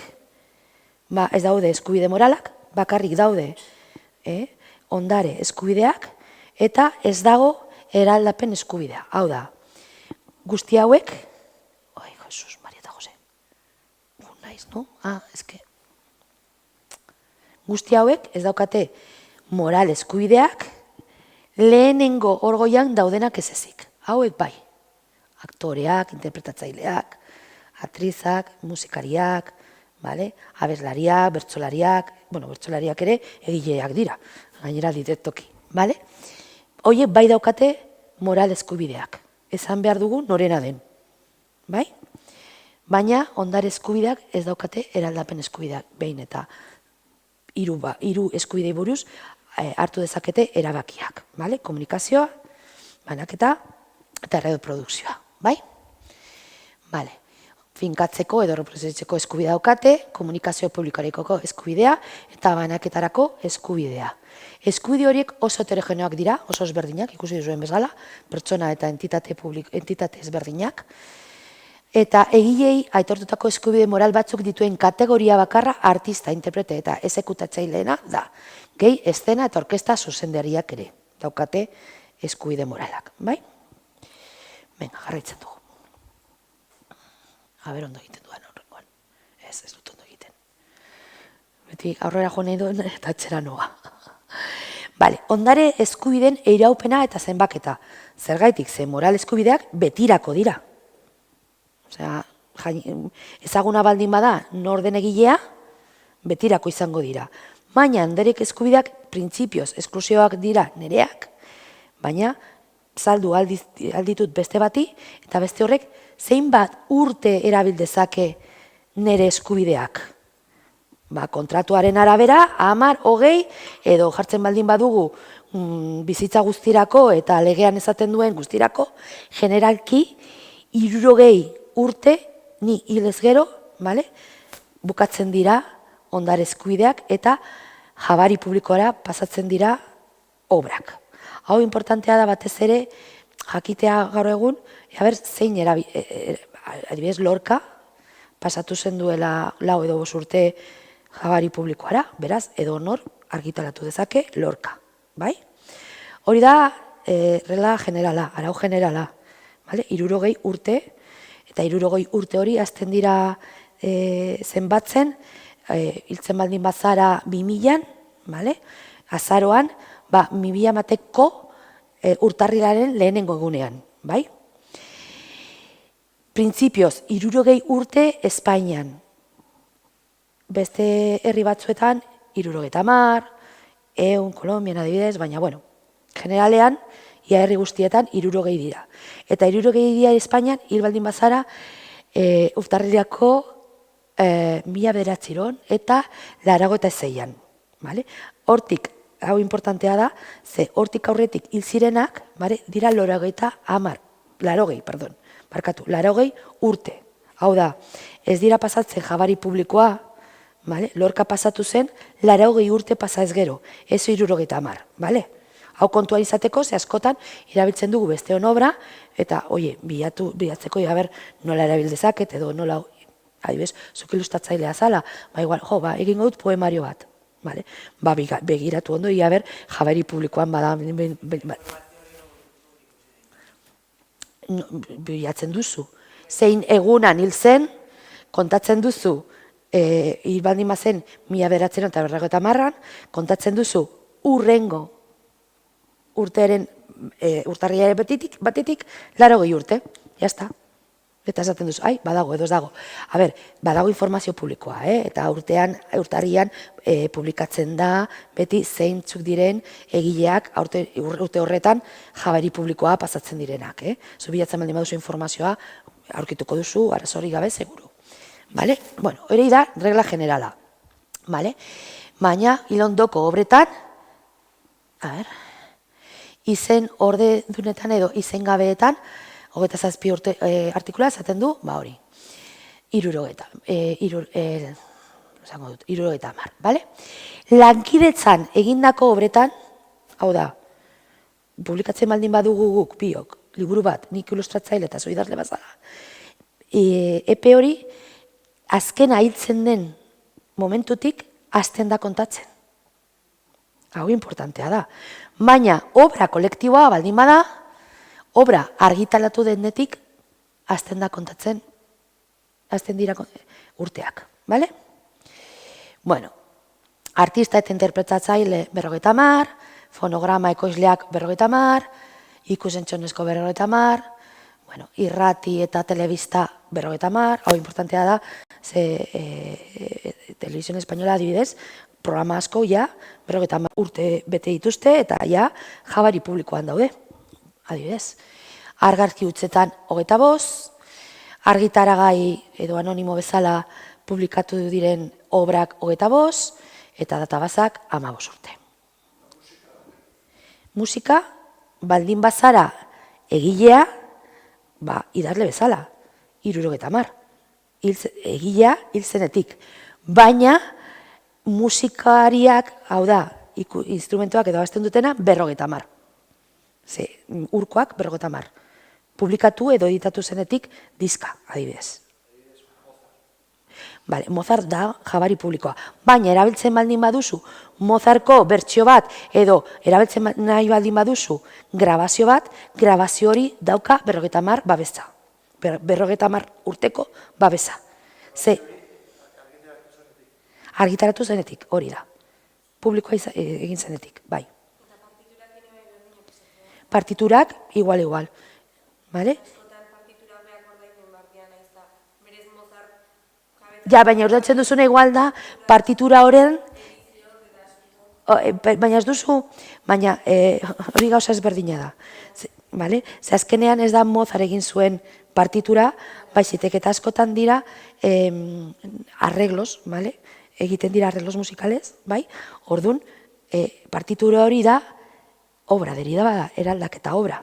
Orduan, eraldaketa obrak daukate eskubide guztiak, originale izango balitzateke bezala. Bai? Bai? Venga. A ber, ondo egiten baldin badut. Bai, oso ondo. Bale, hau resumen moduan, bale?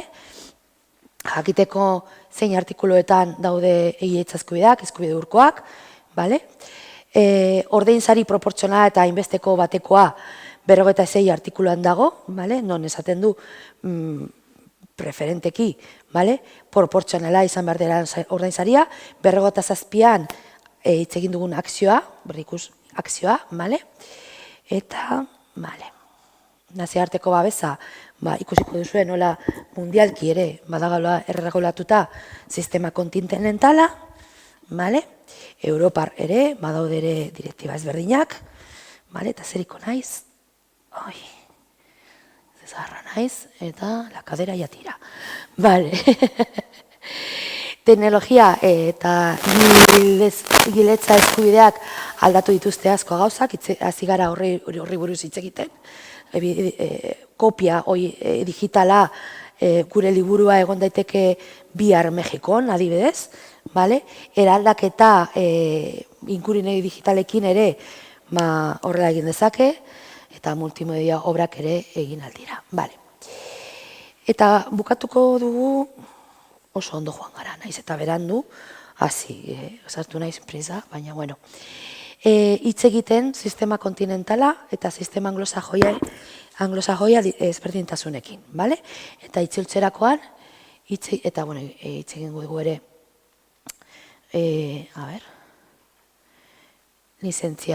copyright, lizentzia Creative Commons buruz, bai? Eta gero, deskantzutik boltatzerakoan, hitz egingo dugu ja, erakundei buruz, bale? Eta ekiri buruz, bai? Zer moduz? Ondo? Galderaren bat? Ez? Venga, primeran, a ver. Ai, al revés. De verdad. A ver. Bale. Sistema kontinentala, ikusi dugun bezala, hau da, resumen modua, bale? Egiletza eskubideak daukagu jabetza intelektualan, eta egiletza eskubideen barruan daukagu ere urko eskubideak, horatzen duzue, bale? Baina orain gaude egiletza eskubideekin. Bien, eskubide moralak alde batiktik ezin ditugu lagatu, bai? Eta ondore eskubideak, bai, laga dezakegu, eta gainera preskribatzen dute, jabari dominio publikora pasatzen dute, hilez gero, norma generalea, 60 egun pasa ez gero. Zeintzu dira eskubi moralak ikusi ditugu ja, egiletza, jendarartzea, barkatu, obraren osotasuna, merkatutik erritaritzea, aldatzea, ale bakarrarekin geratu algara, eta abar. Ondare eskubideak zeintzu dira, erreproduzioa, banaketa, komunikazioa, eraldaketa, eta bilduma eskubidea, derecho de kolekzion, bai? Hori generalean. Beraz, hemen, sistema kontinentala, daukagu eskubide moralak eta ondare eskubideak. Baina, sistema anglosajoian, zer dezagertzen da? Moralak.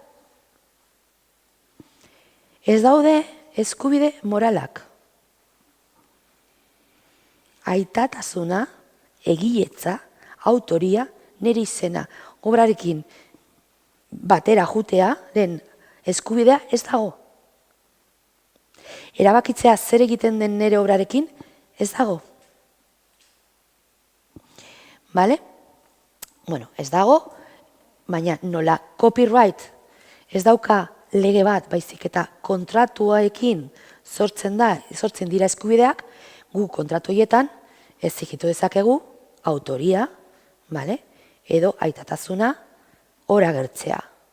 Baina kontratuan agertu behar da. Ez dago ezer babesten duena naiz eta kontratua ez egon. Zeintzuk dira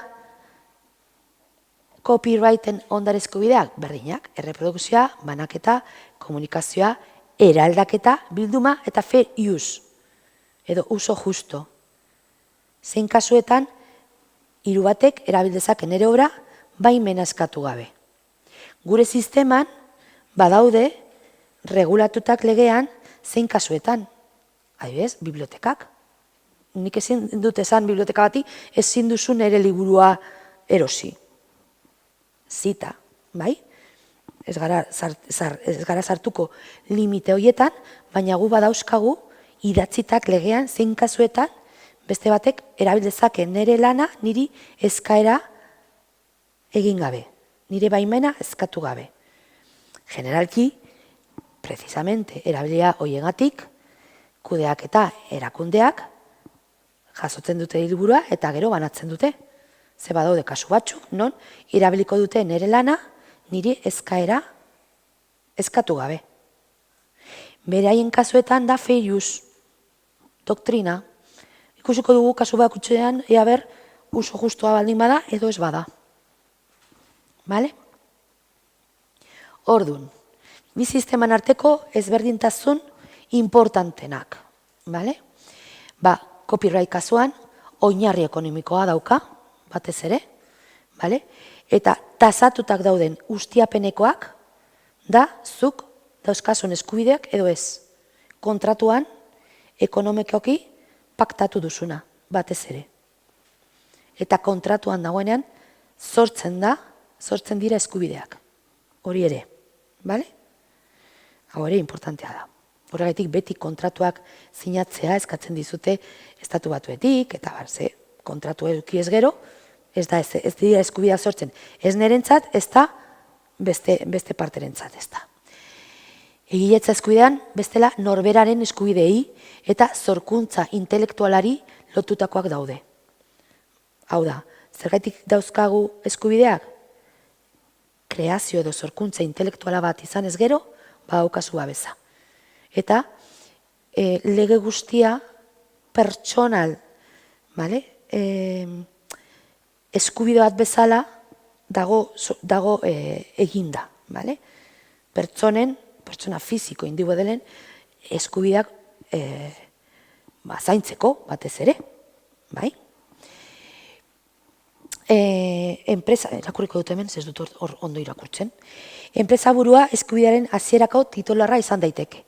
Direktoki, enpresa batek eduki dezake ondare eskubideak. Baina egiletza eskubidean edo sistema kontinentalan, printzipioz titularrak pertsona fizikoak dira. Ara horrokorra, langilearen titularra kontratu bidezko lagapena. Hau da, lehenago nereak dira eta gero kontratu baten bidez uzten dizut zuk erabiltzea. Eta badaude moralak nireak izango direla beti. Beraz, egilea pertsona fiziko edo juridikoa izan daiteke copyrighten, baina egiletza eskubidean beti pertsona fiziko baten sortutako jarduera bat da. Beti dago pertsona bat atzean. Makinak, iarekin, ezin dute zerbait originala sortu. Estatu Batueko UOK, copyright ofizina, bulegoa, baita esan du, ez daudela jabetza intelektualeko eskubideak ia egindako lanetan, baina, bueno. Eskubideen titularren borondatea eta autonomia lehenengoa da. Suposatzen da, parteak negoziatzen dutela en igualdad de condiciones, hori ez da egia, badakigu askotan, beraz, autonomia eta kontratazio gogoak jartzen dute legearen gainetik. Baina, kontinental sisteman daude arau batzuk ukaezinak.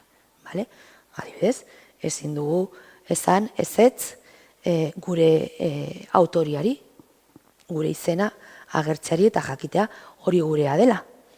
Baita ere, naiz eta sinatu, adibidez, liburu batean 20 urte, hori ilegala da, ze gehienez 15 urte dira, proportzionalki jasotzen baldin badugu aurrekontua, edo ez bakarrik aurrekontua, baizik eta gero royaltiak eta bar. Zuzeneko tutorentzarik gabeko eskubideak moralak, jarri behar dugu espresoki ezer erreserba, aipatu moralaren erreserba gure izena hor agertzeko, bestela beste baten izena edo enpresaren izena agertuko da, izan ez, eta ez dute obligazioa esateko nori idatzi duen, adibidez, baina gure legea hor ele bat falta da, legearia oso protekzionista da, copyrightan fair use dago, bestela gure sisteman mugak eta legez araututako salbuespenak daude. Hau da, salbuespenak legean daude, jarritak gero, nik nahi ditudanak ere, baina printzipioz, bakarrik nago behartuta legean agertzen diren salbuespenetak. Salbuespenak admititzera. Ez dakit zergaitik joan den. Ze ezberdintasunak, ze bi adibide. Gogoretzen duzue Ana Rosa Quintana egin zuen liburua, ze gero egon zen beste batek idatzitakoa zela, hori hemen ilegala da. Baina Estatu Batuetan legala da. Badaude idazle asko, askotan esaten da Stephen King idatzitako liburuak ez direla Stephen Kingekoak, baizik eta Stephen Kingeko izena erabiltzen dutela, baina beste batzuek idatzitakoak direla. Adibidez. Salinger adibidez, utzi zuen idatzita, zeuka bat edo bi manuskrito dut ondo gogoratzen, eta esan zuen, bera, hiltzerakoan, mesedez, egin desagertu, kebota edo apurtu manuskrito hauek, zenik ez dut nahi, liburu hauek argitaratzea. Zer egin dute ondare eskubidea daukatenak? Bere ondare eskubide guztiak daukate argitaletze batek eta representate batek, atera. Hori moral eskubideen kontra dago. Zuk erabetzen duzu zer ikusten duen argia eta zer ez duen ikusten. Ikusten duzu ez berdintasuna? Bai? Beraz, txoin momentutxo bat. Ondo goaz.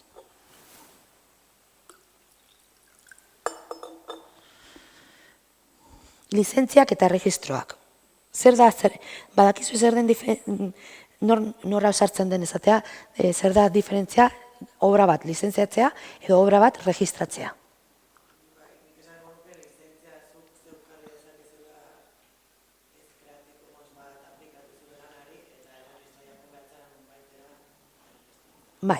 Erregistratzea da leku batean zure obra jartzea fedea emateko obra hori zu jarri duzula egun horretan, titulo horrekin edo eduki horrekin, baina lizentziatzea registratzearekin ez da nahiko.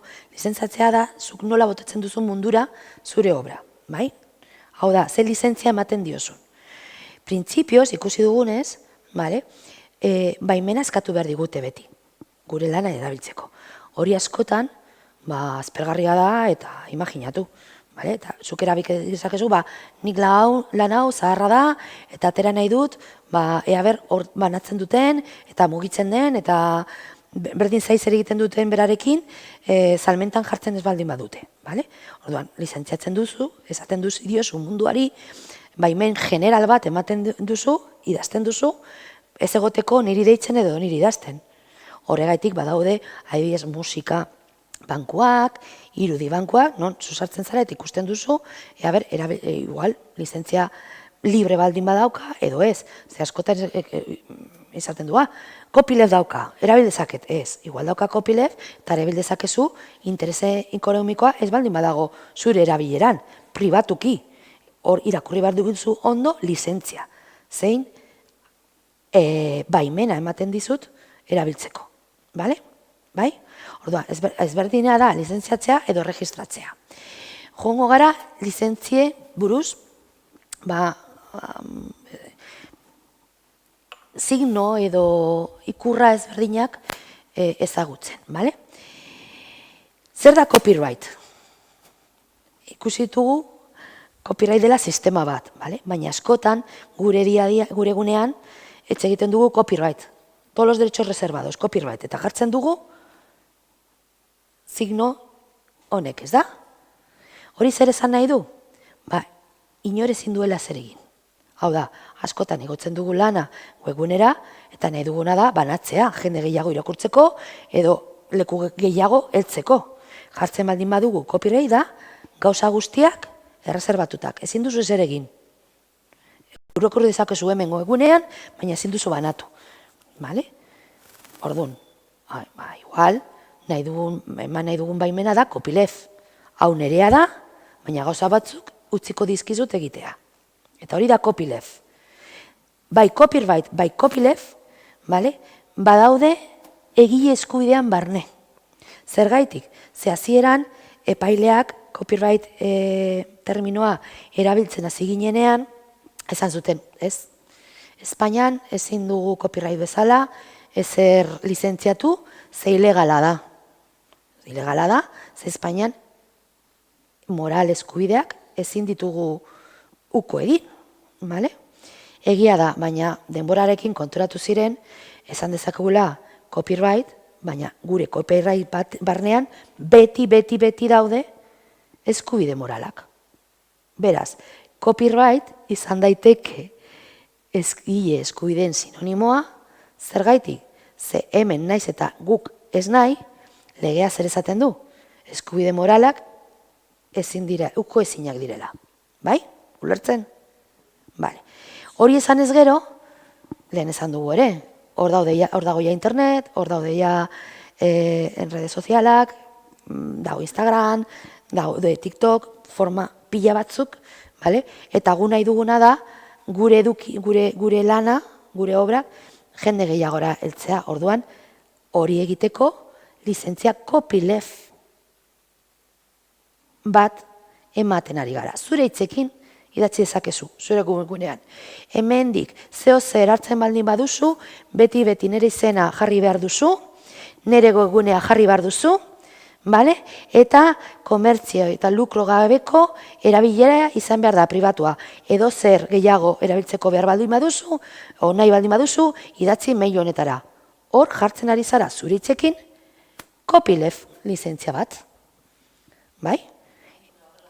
Bai, nik horrela daukat. Bueno, bi gauzak.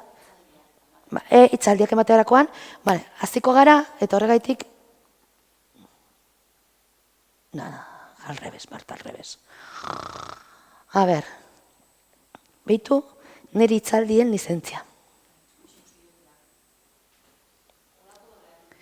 Bale? Hau da, nik banatzen dut, zuk etorri zara, edo ikusten ari zara nire tailerra, bale? Baina, adibidez, niri baimena eskatu gabe ezin duzu argazkiak egin hitzaldeari.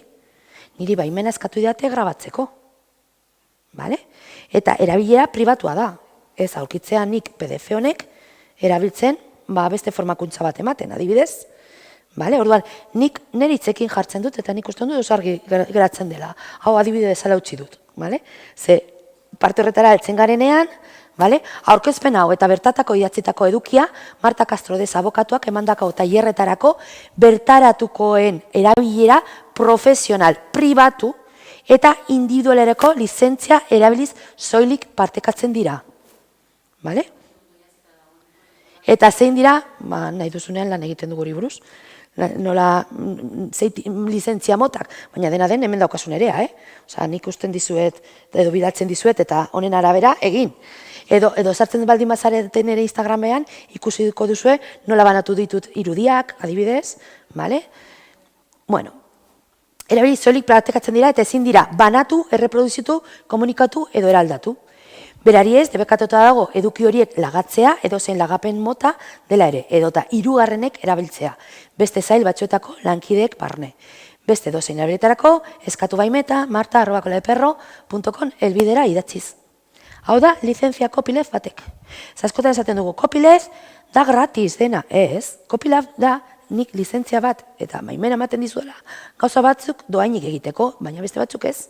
Eta gero eta kontzientzia gehiago baldin badaukagu, bale? Zuk botatzen baldin baduzu internetera zure lana, ez ere esan gabe, badago lista batzuk beti erabiliko dutena. Baina jendea botatzen baldin baduzu eta lizentzia bat idazten baldin baduzu, esan du, ai, bale, baitatziko diot, edo, ai, ezin dut, beraz, importantea da botatzea ezaten zertarako botatzen duzun, bale? Eta zein erabilerak ematen dituzu baimenak, bai?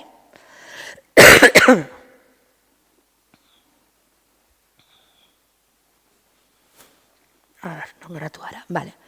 Bale, zer gertatzen da? Azkenean, lizentzia mota asko daudela, baina ezagunena da Creative Commons, bale? CCA honek, bai? Gainera, Creative Commons, naiz eta estatu batuetako lizentzia bat izan, bale, han sortu zen, Bartzelanako unibertsitateetara itzuli zuen, eta zuk esartzen baldin bazara, webgunean, Creative Commons webgunean, ematen dizute, daude galdera batzuk, joten zara erantzuten eta zeten dizute. Zu behar duzun lizentzia hau da. Ni generalean, ze lizentzia banatzen dut Creative Commonsekin? Ze azkenean, ai, Jesus, Martita. CC jartzen baldin baduzu, gainera, link bat ematen dizute, eta ematen dizute ere marrizko txiki bat irudiekin, eta zuk hori enbebatu dezakezu webgunean, eta klik ematen diozu, eta juten zara Creative Commons paginara, eta hon, azaltzen da lizentzia guztia, zer erabil dezakezu, eta zer ezin duzu erabili. Baina Creative Commons batez ere dira ikono hauek. Jesus, ez dut egingo. Lau ikono hauek, bai? Eta lau ikono hauek, jartzen baldin buzu, bat, bi, hiru edo guztiak, 8 lizentzia ezberdinak badaude, bale? Ni generalean lauak jartzen ditut. Zergaitik? Bueno, lehen esatea, lehenengo ikonoa beti jarriko dugula, ze lehenengo ikonoa dira eskubide moralak. Attribution, bai, edo rekonizimendua. Hau da, beti esan, hau nerea dela, bai? Orduan, Creative Commons sisteman, edo lizentzia sisteman, hemen, Euskal Herrian, beti jarriko dugu ikono honek, bai? Zeintzu dira beste hiruak? Erabil dezakezula, ez komertziala hor, bueno, berdin da. Erabil dezakezula beti komertzial intentzioa edo ekonomiko intentzioa ez baldin badago. Eta zer da ekonomiko intentzioa?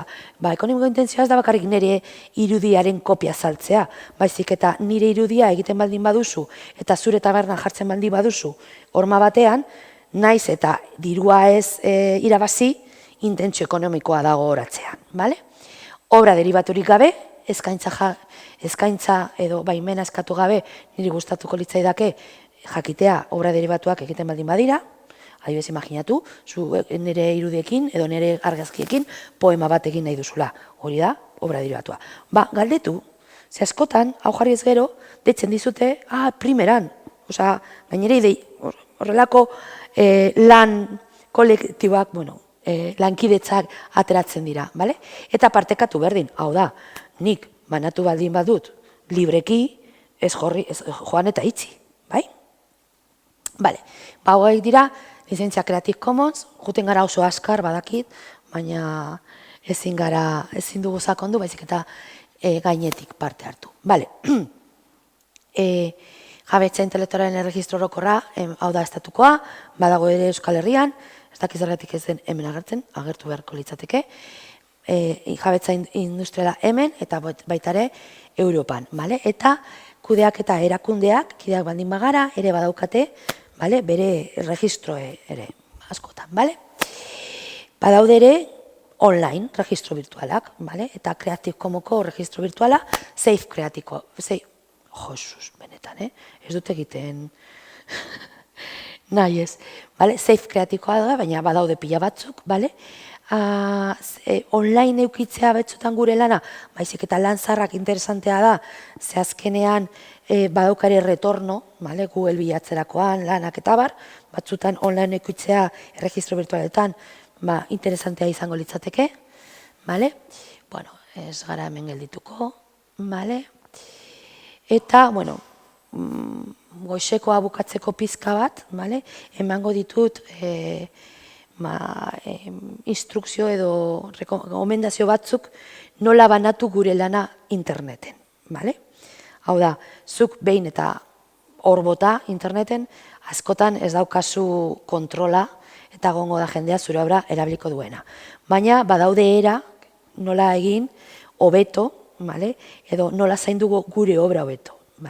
Orduan, nirentzat, importantena lehenengoa da, ezagutu zure eskubideak, bete beharrak eta lizentziak, zuk botatzen duzunean zerbait interneten lizentzia batekin botatzen duzunean, segurazki txarra erabiliko, txarra egin nahi duena egingo du, baina jende gehien esango du, deituko diot, edo galdetuko diot, edo ez dut erabilik edo, jarri bat dut bere izena eta bere webgunea. Definitu zure egile eskubidea lizentzia horretan. Azkenean zerbait internetera ingotzen duzunean, batez ere irudiak edo argazkiak direnean, importantea da originalan datua jartzea, edo PDF moduan banatzen duzunean ez izatea bakarrik tituloa, baizik eta jartzea, dataz, izena, webgunea, molestatu, ez bakarrik IMG 46 igotzen, baizik eta argazkia, Marta Cedesaren argazki, tituloa, importantea da. Urmarkak edo sinadurak edo logoa, beti sinadurarekin, baina kartel bat ez da joango sinadurarekin, baina bai alboan nire autoria, nire egiletza. Erabili erregistro tradizionalak eta alternatiboak ere. Badira konfiantzazko sare sozialak eta online dendak, hau importantea da. Badaude ez Instagram, ez Facebook, baina badaude beste batzuk, baitez ere gure webgunea egiterakoan galdetzen dizutenak. Ze lizentzia erabili dezakezu, nola deskargatu dezakete hau edo ez, eta debekatu, adibidez, irakurri bakoitzaren terminoak eta baldintzak, nirentzat oso importantea da egilearen webgunea eukitzea. Naiz eta zu banatu sare sozialetan zure lana, respaldo bat euki zure webgunean. Ze sare sozialeak dira enpresa batenak, momentu batean, adibidez Instagram, itxi dezakete eta galtzen duzu hor batatako lan guztia. Eta beste alde batetik, nik ez dut rekomendatzen kalitate onean banatzea sare sozialetan, baina webgunean, zure webgunea baldin bada, jarri dezakezu ez deskargatzeko, kalitate onean, eta gainera hor daukazu proba. Egilearen proba daukazu ere. Egilearen webgunea desaktibatu usaguaren eskuineko botoia, sorte puzzlea, eta bar. Ez partekatu kalitate honekin, idatzitako hori komplikatua da, RAW, batez ere Lightroomekin edo Photoshopekin eta bar lan egiterakoan lehen gordetzen zituzten originalak marrazkilariak, gaur egun digitalki lan egiten dugunean RAWak, eta sinatu irudi eskubidea alatzeko kontratuak eta irabilia baimenak. Ze askotan gaizki erabiltzen dutenak gure klienteak, gure bezeroak dira. Beraz, nik gomendatzen dut naiz eta interneten egon gure lana kontratuak sinatu. Non garbi utzi, zer erabil dezake batek edo zer ez. Kontratuak esaten dudanean, kontratu formala izan daiteke, baita ere, mail baten bitartez, hitz egindakoa. Askotan WhatsAppen bidez hitz egiten dugu, edo mezu pribatuetan, edo taberna batean kafe bat hartzen. Etxera heltzerakoan, edo bulegora heltzerakoan, hitz egin dugu bezala, nire lana horrela erabil dezakezu, baldintza hauekin, mesedez, bueltatu erantzun mail honek, esaten ados zaudela eta listo. Jazta, hori ere kontratua da. Ez da nahikoa, baina, gutxienez horrela egin. Azkenean, beste batzuen lana partekatu nahi baldin badugu, zer egin behar dugu, beti? Ez. Zer egin behar dugu? Baimen askatu. Ezke asko izaten du, ezki ya le menciono, ez da nahikoa. Gainera ikusiko duzue, nola askotan ilusioa ematen dizkie. Eta sortzen dira oso gauza politak. Zer gertatzen da? Nik adibidez, banatzen baldin baditu nire argazkia musikariekin, U2 taldearen abesti bat jarri nahi baldin badut, bazango jatek, takata. Baina etxa egiten baldin badut nire herriko talde batekin, eta zaten baldin badiot, nire argazkiak erabiltzea utziko dizut, eta kartelan erabili, eta trueke, bale? Nik erabiliko dut zure musika, eta hor sortzen dira gauzak oso politak. Bale? Orduan, ze suposatzen da? Zuk igotzen baldin baduzu zerbait Instagramean eta jartzen baldin baduzu hashtag, nire hashtag, suposatzen da baimena ematen ari didazula hori banatzeko. Vale? Ze generalean igotzen ditugu gauzak, eta gero eta jende gehiago banatzen baldin badu, posi jartzen gara. Baina legeak zer esaten du? Baimena eskatu behar dugula. Vale? Eta zure adibidez, liburu baten hasieran batzutan jartzen dira aikuak. Bai? Eta izare, Gabriel García Márquez. Baimena eskatu behar da. Bai. Egiten da, normalki, horregaitik jarri kontratuan, eskubide guzti horiek nor ordaintzeaz eta eskatzeaz argitaletzea arduratzen dela. Vale? Ez gara sartu horretan, vale? Limitetan, vale? El derecho de cita, bai? Suposatzen da, daude mito asko, ez da, kapitulo bat, banatu dezakezula baimena eskatu gabe, vale? Hori bakarri da formakuntza publikoan, vale? Vale? Hori bakarri da. Pribatuki erabiltzen dugunean, baimena eskatu behar da, eta ordaindu behar da. Denok egiten dugu, Osa, gauza bada zer egin behar den, nik kontatu behar dizuet, eta gero zer egiten den. Baina argitaratzera baldin baldin basoaz, liburu batean, kontuan euki, vale? Printzipioz, vale? Generalki ez da zer gertatzen, baina por si acaso.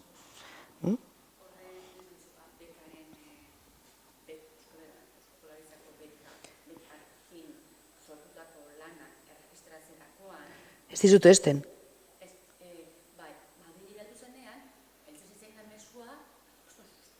Zitagatik. Eta zitak kendu behar izan zenuen, ez da? Beraiek kendu zuten.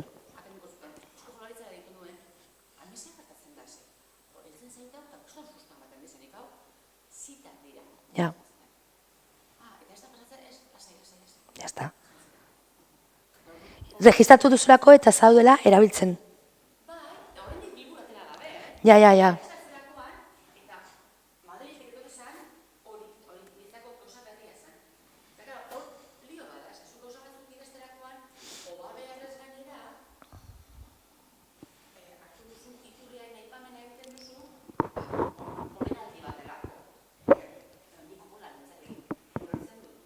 Ni baita,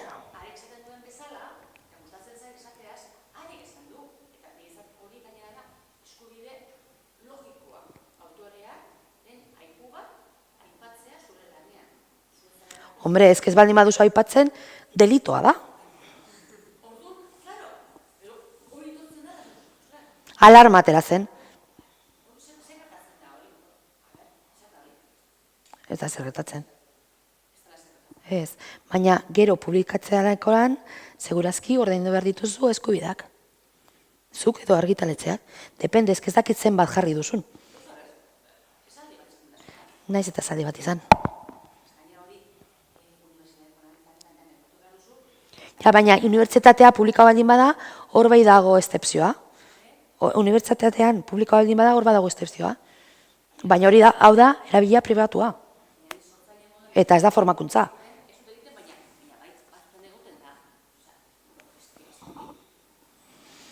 Ja, baina, printzipioz, beste baten lana erabiltzerakoan, baimena eskatu behar dugu. Vale? Eta hain gutxi izan gero, doainik izango da, segurazki, baina depende. Bueno, jarrituko dugu. Vale? Eskatu baimena, aipatu iturria beti, mesedez, jarri lotura, vale? Adibidez, Instagram historioetan banatzen baldin baduzu bat, linka, fletxitatik banatzen baldin baduzu, ez du ikustean beste jendea, kaptura egiten baldin baduzu eta igotzen baldin duzu historioetan. Vale? Orduan, influencer asko zer egiten dute, kaptura eta igo, eta jazta. Vale? Baina etikoena zer izango litzateke, linke bitartez egitea, fletxita bitartez. Ze horrela jendea gero klikatzen du eta juten da jatorrizko publikaziora. Vale?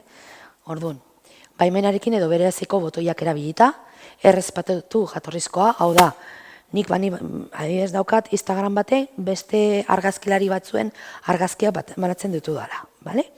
Eta, bueno, baimena ematen didate, edo ez, baina jartzen dute nire hashtag, beraz, eta etiketatzen didate, beraz, esaten dut jo, egin dute, nik enteratzeko, eta banatuko dut, bale? Baina ezke justo, nire horma guztia, Instagrameko horma guztia, zuri beltza da.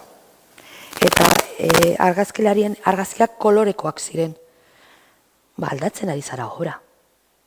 Askotan ere gertatzen da, ikusten dutela marrazki bat, baina ezkenik ez dut publikatzen vertikala, baizik eta horizontala, eta mosten duzu. Mesedez, ez aldatu besteen obrak, ez modifikatu. Ja, ez da eraldaketa, baizik aldaketa, bai? Bazkertu pirateria eta beste erau beste batzuk, askotan gure lana besteok erabiltzea azerretzen gaitu, baina gu hartzen dugu musika baimena eskatu gabe, edo egiten diat argazki bat, eta nola oso guapoan nagoen, jartzen dut nire rede sozialetan, eskatu baimena, edo ezigo. Eta kontsultatu lege oharra, gero eta gehiago lizentziak ematen baldin baditugu eta idazten baldin baditugu gure gunean, gure rede sozialetan eta bar, hobeto joango gara denok, eta hobeto joango dira gauzak. Bai? Bueno, azkenean, batez ere plagiatzen baldin badigute edo jakitea non dagoen gure lana, bilatu ezakezue Google Imagen, bitartez eta ere web honetan, bale? Eta hori daukazue idazleentzat. Jakin baldin nahi baduzue nola erabiltzen ari den zuen lana, webgune ezberdinak daude. Bale, eta honekin egingo dugu atzeden bat, eta bueltan hitz egingo dugu ja eskubide kolektiboen kudeaketari buruz, bale? Zer moduz, galderaren bat, gauza askoi buruz hitz egin dugu,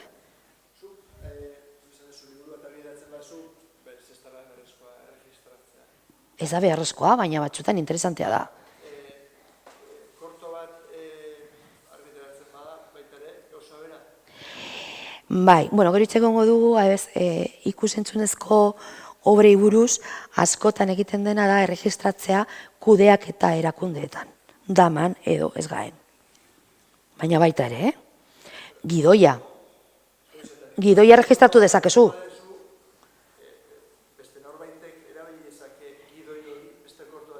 Bai, ezke hori beste gauza bat da, zuk erregistratzen duzun momentuan publikoa da, eta askotan inedito bezala interesatzen zaizu egotea. Ideia behintzat gordetzeko. Orduan, hor, ekilibroa bilatu behar duzu, zein momentuan erregistratu edo erregistratzen dut edo ez dut erregistratzen. Depende. Erregistratu ez gero, edo nor irakur dezake, baina egia esan ez gero, ez gara joaten irakurtzera gidoiak, baina bueno. Ze, gidoi hori mugitzen ari daia, beste pertsonekin.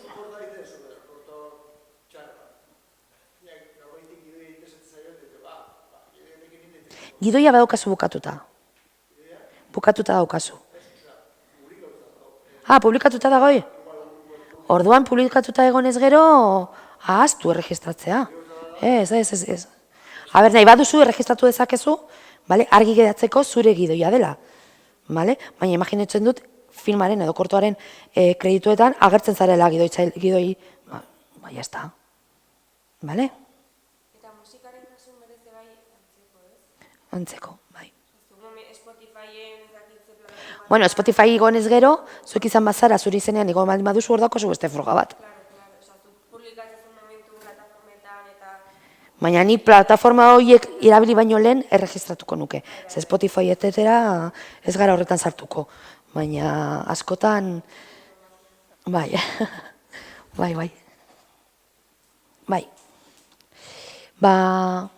mosten dugu ja eta atzeden batera goaz, bai? Hau nik entzen dut edo laguntzen didazue. Zuek ez?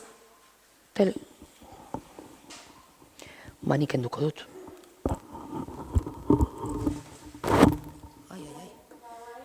Bai, laguntza behar dut. Ah, bale, zugo zaude. Ez zaitut ikusi, bakatu.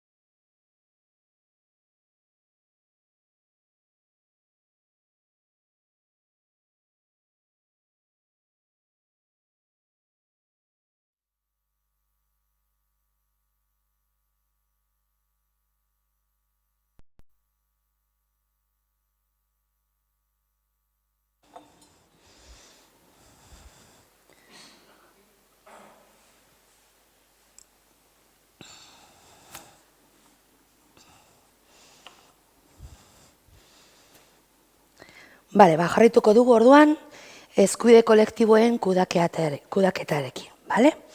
Hau da, azkenean, mintegi honek eki antolatzen du, eki Euskal Herriko kudeaketa erakundea da, bale? Eta askotan iruditzen zaigu bai ekiko langilei eta arduradunei eta baita neri, askotan ez dakigula oso ondo zer egin dezaken erakunde honek gugatik, bai? Orduan, aurkeztuko dudana izango da panorama generala, nola dagoen legean, nola dagoen antolatuta, zer dira erakunde hauek, zeintzut existitzen dira estatu mailan baita ere, eta gero, zentratuko gara, batez ere hemen zaudetenak eta fokoa ere mintegian jarri dugu idazle, editore, tamien argitaletxe, eta ilustratzaile eta egile grafikoetan, beraz, azkenean ez gara igualda ezagunena, baina gaurkoan ez gara musikarie eta musikai buruz hitz egiten, bale? Orduan, hitz egingo dugu Begab Zedrori buruz, eta batez ere ekiri buruz, eta ere hitz egingo dugu zer egin dezake eki zugatik kidea baldin bazara, zer lagatu dezakezu, zer egin dezakete beraiek zugatik, zer errepresentatu eskatu dezakete, baina ere hitz egingo dugu, ze hau oso ez ezaguna da, badaudela eskubide batzuk, eskubide ez esklusiboak, gogoratu gaur goizean lehenengo orduan hitz egin dugula haiei buruz eta hor utzi dugu bizka aparkatutak, kopia pribatuak, kanon eta bar, bai? Orduan, naiz eta kidea ez izan urtero behin, erakunde hauek, banatzen dituzte, banatu behar dituzte eskubide ez esklusibo horiek. Orduan, hitz egingo dugu hemen zaudetenentzat, naiz eta gehienak ekin egon ja, baina batez ere grabazio hau ikusiko dutenentzat. Zergaitik, ze kidea izatea interesantea izan daiteke, zuen erabilkea izango da, baina baita ere kidea ez izan ez gero, eskubide horiek reklamatu aldituzte gure izenean eta gojazu alditugu. Beraz, bukatuko dugu gaurko mintegia, gaurko hitzaldia, hitz egiten nola jarri kontaktuan malentzoreki batez ere, zazkenean pertsonak ezagutzen gara guztiak eta kipu txikia da, eta nola eta noiz eskatu zure izenean eskubide horiek, naiz eta kidea ez izan. Eta ze informazioa bidali beharko zeniokete malentzori, zure dirua 2 euro edo 2.000, jasotzeko. Ados? Venga, primeran. Gainera, eki aldaketa moduan dago, eta datorren urterako aldaketa asko etorriko dira, bere webgunea funtzionalagoa izateko, zazkenean gertatzen zaigu guztioi. Hitz irakurtzen ditugu legeak, eta susto eramaten dugu, orduan horretan ari dira lan, erosoa egiteko nola heldu ekiri eta ekiz ere egin dezaketen guregatik, eta baita ere ordainketa motak likidazioak ere aldatuko dituzte, azkarragoak izateko. Hori buruz ere hitz egingo dugu gero hau. Eki azkenean erakunde berria da. Eta ni betek esaten diet beraiei, nik en observación positiba nagoela. Haien estamenduak, elkartearen estamenduak, onak iruditzen zaizkit, beste erakunde batzuk nola funtzionatzen duten ikusi ez gero, batez ere usten dutelako egilei aukeratzen nola kudeatu haien eskubideak, hau oso importantea da nirentzat, erabakia gurea izatea eta ez erakundearena, baina, badago oraindik hasten, txikia da oraindik, gaztea da, ez txikia, baizik eta gaztea, baina horretan gaude eta denon artean ere egin behar dugu elkartea eta erakundea hobea. Talmintegi hau, eskubide eta gabetze intelektualei buruz doa, baina baita ere, jakinarazteko zer egin dezaken ekigugatik. Gauza asko egin dezake eta gauza gehiago egingo ditu gero eta gehiago baldin bagara ere. Bueno, aurrera, eskubide kolektiboen kodaketa, ondo egiten dudan honengoan, ez dut ondo egiten.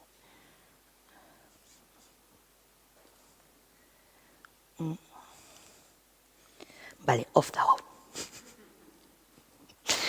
Ai ama, bueno, egietza eskubideak kudeatzen dituzten erakundeak hauek dira, bale? Segurazki famatuena, edo nek ezagutzen duzuena, da SGAE.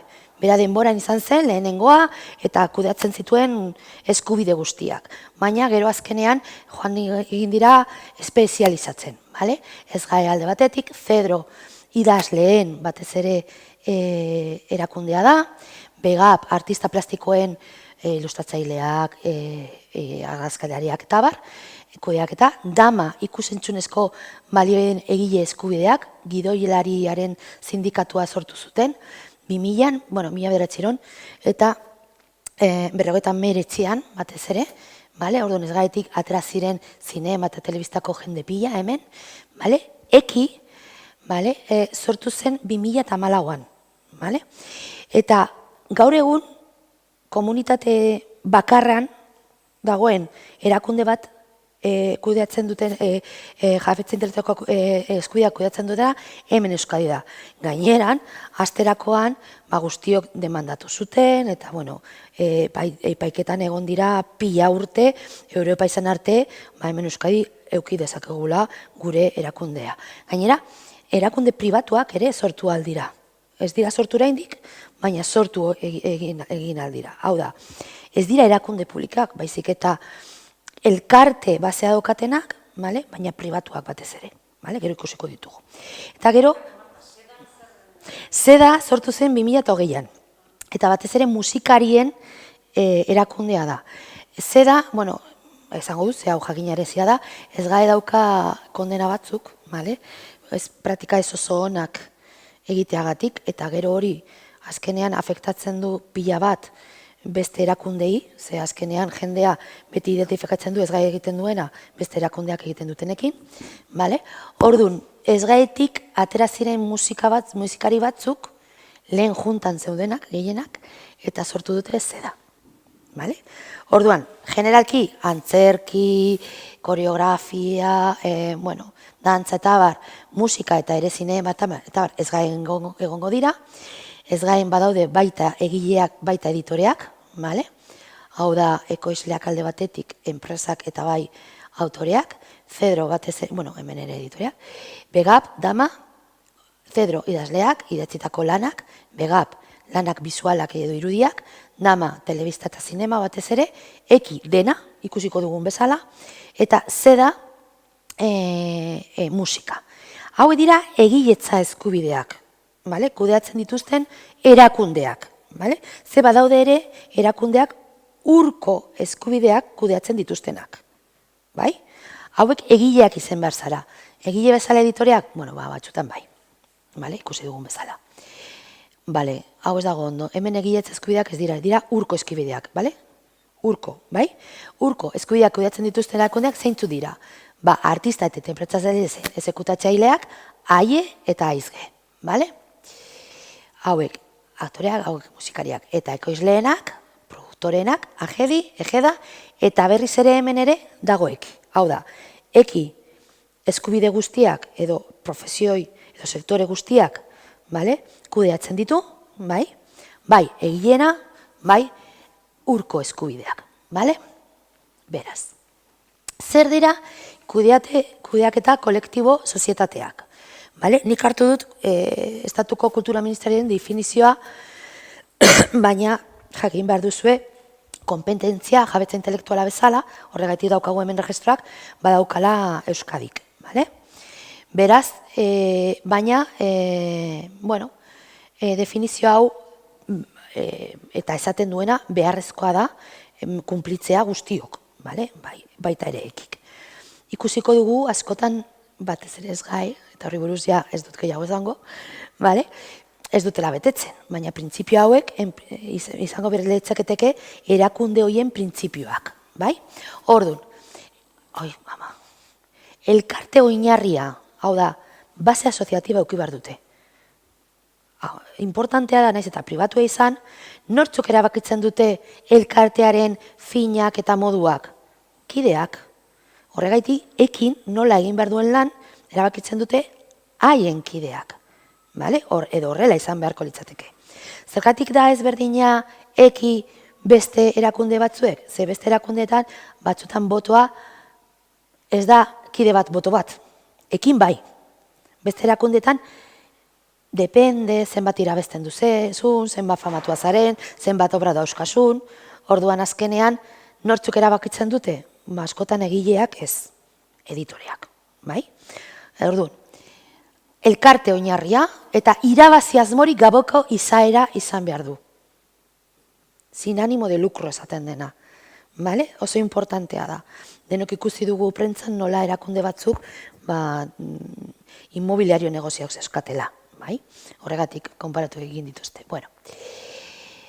Hau da importantena, elkarte oinarria eta irabazi asmorik gabeko izarea. Printzipioz horrela esan beharko litzateke. Vale?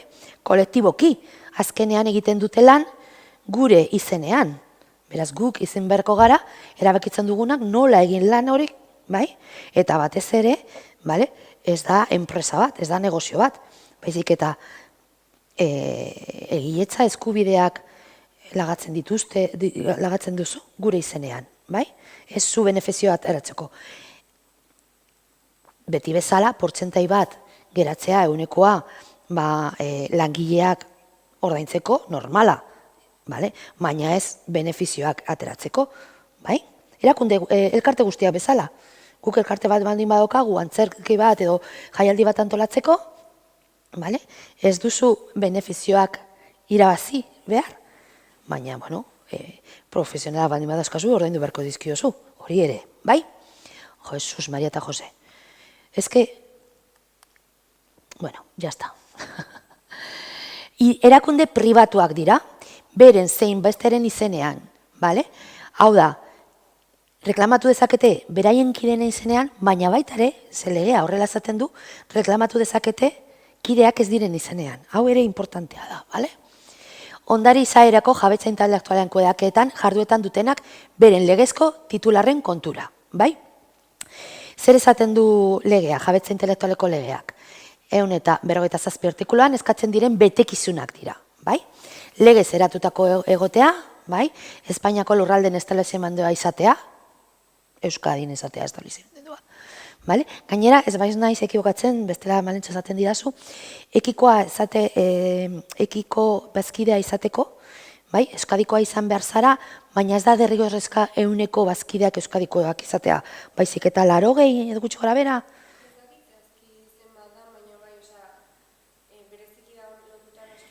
Euskal Herriko jendea, hemen jaiotakoak edo hemen bizi direnak. Ez izatea hemengoa, bai. Nik ez naiz gogoratzen.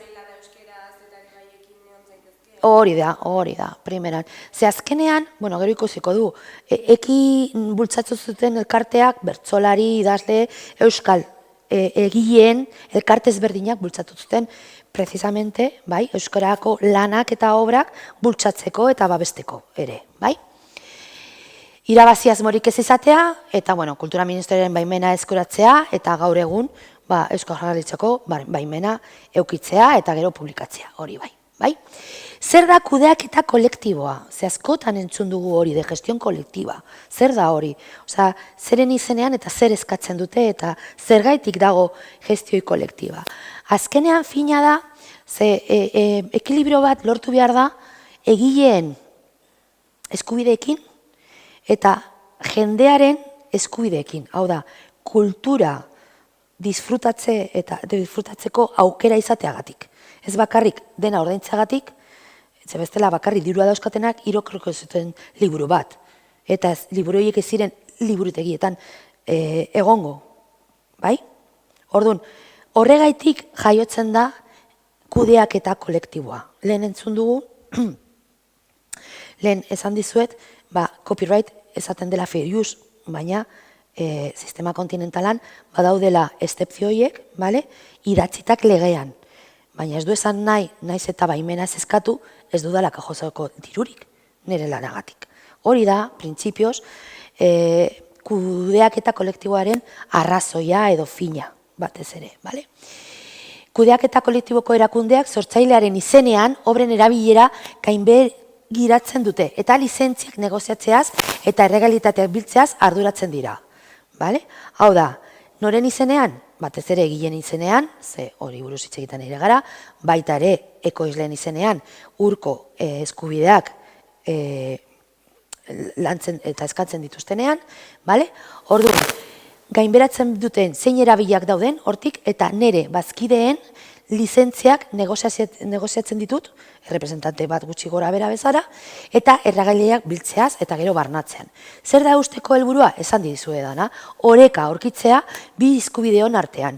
Dauden erreprodukzio metoden bidez, herritarrek kultura eta informazioa eskuratze duten eskubidearen, eta egileak eta editoreek beren lana errespetatzeko eta beren lana erabiltzeagatik ordainduak izateko duten eskubidearen artean. Hau da, herritarren eskubideak eta gure eskubideak egileen bezala.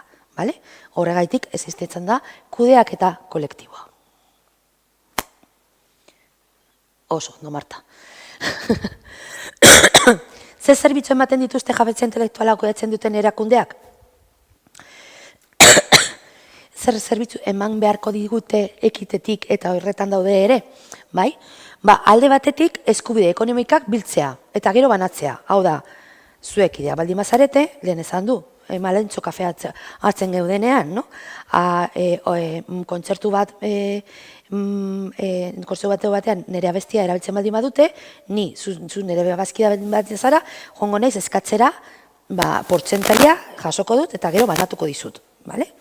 Batez ere, hori da, gehienek ezagutzen duguna egiten dutena. Bazkideen izenean, erreklamatzera gure obra erabiltzen denean. Lortu, diru hori eta gero banatu. Baita ere, eskubide ez esklusiboak diren eskubideak ere lortuko ditu eta banatuko ditu. Egiletza eskubidea babestutako obrak erabiltzeak sortzen dituen eskubide ekonomikoak, ustiapenekoak, ondare eskubideak, sinonimo bezala erabiltzakegu, biltzea eta ondoren onuradumen artean banatzea. Lagatako jabetza intelektualeko eskubideak administratzea, obrak erabiltzeko lizentziak eta baimenak ematea. Nik, bazkide bezala, uste baldin badioeki, nire lana publikatuta egonez gero, adibidez liburua, gero beste batek erabili nahi baldin badu, satitxo bat, telebistan agertzeko irakurtzen, edo aldizkari batean agertzeko, berak, izango da gure izenean, hori negoziatuko duena eta jasoko duena, emango duena lizentzia eta baimena. Beste gauza bat, eki ezberdintzen beste kudeak eta erakundeetik. Eki usten dizu, erabakitzea zein obrak kudeatzen ditu berak eta zein ez. Igual esaten duzu, obra hau, hortik dagoela mugitzen edo zaharra dela, nik nahi dut eki mugitza, baina beste hau nik izango naiz lizentziak emango dudana. Nola alderantziz? Nola?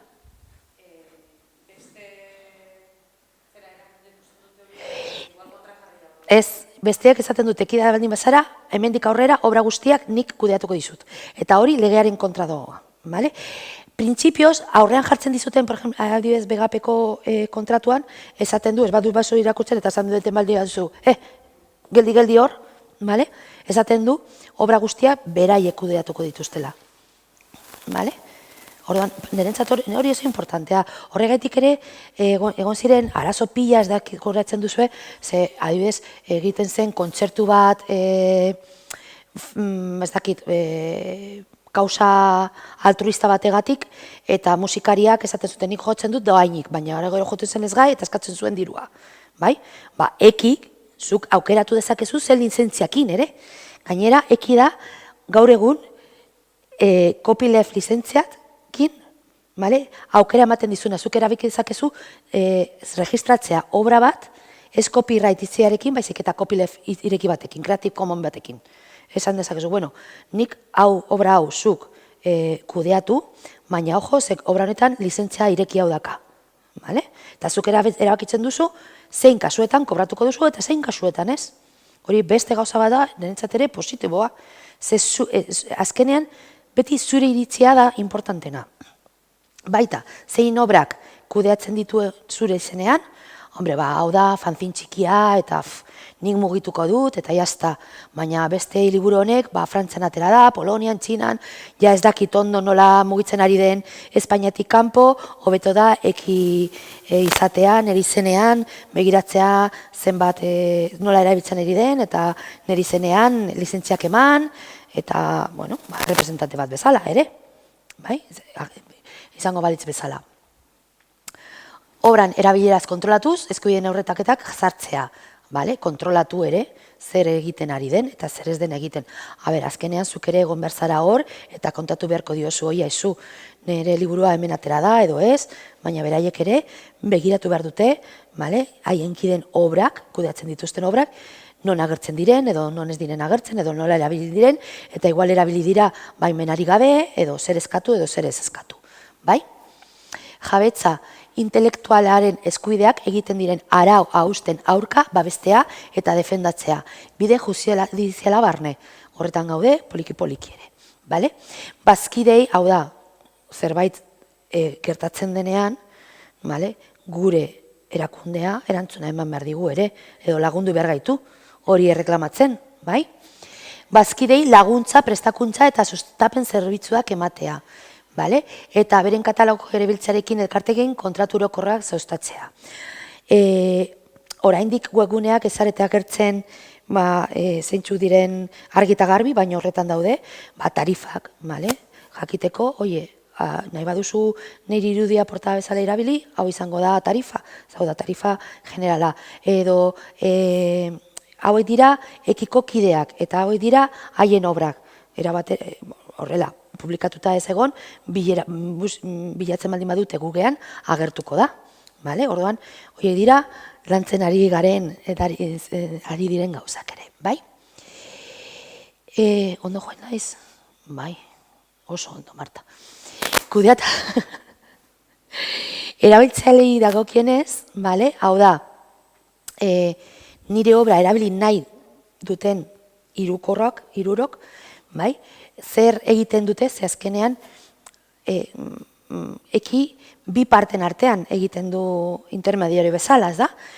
Printzipioz, gure eskubideak zaindu behar ditu eta erreklamatu behar ditu, baina badago jendea, joan daitekela, ni euskarako lanak ikuste manatu nahi ditut, joango naizekira, zeintzu diren haien bazkideak eta zein diren haien obrak. Haientzat, informazio orokorra ere egon behar da, adibidez, tarifak, zeintzuk diren kideak eta haien lanan, eta webgunean erraz eskuratzeko moduan egon behar dira. Lanean gaude, zeurazke azerako 2008-arako hori ere garbi egongo da, eta zuen galeria bat ere izango da, interesantea, bazkia zehazareten ontzat, ze azkenean hitz egin dugu erregistro importantea dela, proba bat delako, hor egotea proba ere importantea da, eta egotea ez bakarrik ekidaki dakielako, baizik eta publiko egotea.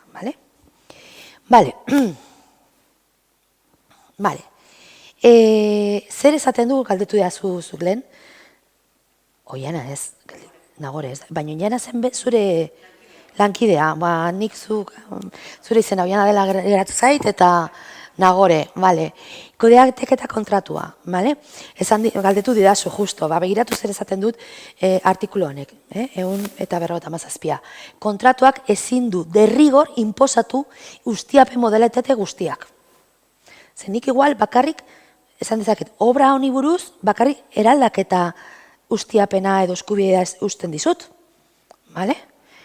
baina generalean, hau da, megap, esaten badiozu esertz, arazorik gabe, sinatzen duzu beste kontratua eta jazta. Oraingoan ja oraingoan bai, eta Federo baita. Baina ez gae, ez baldin badiozu obra guztia ematen, esaten dizu, ala, kanpora. Eta hori ilegala da. Guztien kudeaketa, ez da etorkizuneko obra edo ekoizpen osoaren kudeaketa. Hau da, naiz eta kidea izen, zuk informatu behar diozu, ekiri obra berria dauzkasunean, obra berri horiek kudeatzeko. Eta zein obra nahi dituzu zuku kudeatzea, edo ez kudeatzea. Hala ere, badira nahitez, kudeateketa erakunde bidez, kudeatu behar diren eskubide batzuk, bale? Adibidez, bidezko ordainsariko eskubideak. Bale? Hau da, hori generalean, ondare eskubide generalean, nik erabakiko dut, zer nahi dut, ekin ere izenean, kudeatzea, eramatea, eta bar. Baina badaude beste eskubide batzuk, derrigorrezko kudeatuko dituztela gure izenean. Bale? Naiz eta bazkideak ez izan. Tatxan! Ea ber, ondo azaldu dan gaur goizean guztia. Bale? Egizetza eskubideak kudeatzeko moduak. Jabetza intelektuko eskubideak. Hitz egin dugu gaur goizean, banatzen direla eskubide moralak eta ondore eskubidean. Bai? Hori bai, ez da? Bale. Eskubide moralak esklusiboak dira eta nireak dira, egilearenak. Beti izango dira egilearenak, bai? Berde oliba honek daukaten eskubideak beti izango dira egilearenak, printzipioz, bale? Badakit esan dizue dela, ondare eskubideak eta ustiapen eskubideak sinonimoak direla eta hemen banatzen dudala. Sinonimo bezala erabildezakegu derechos patrimoniales y derechos de explotación ustiapenekoak edo ondare eskubideak. Baina hau ezaltzeko, hobeto da banatzea. Bale? Zergaitik, ze ondare eskubidetan daukagu alde batetik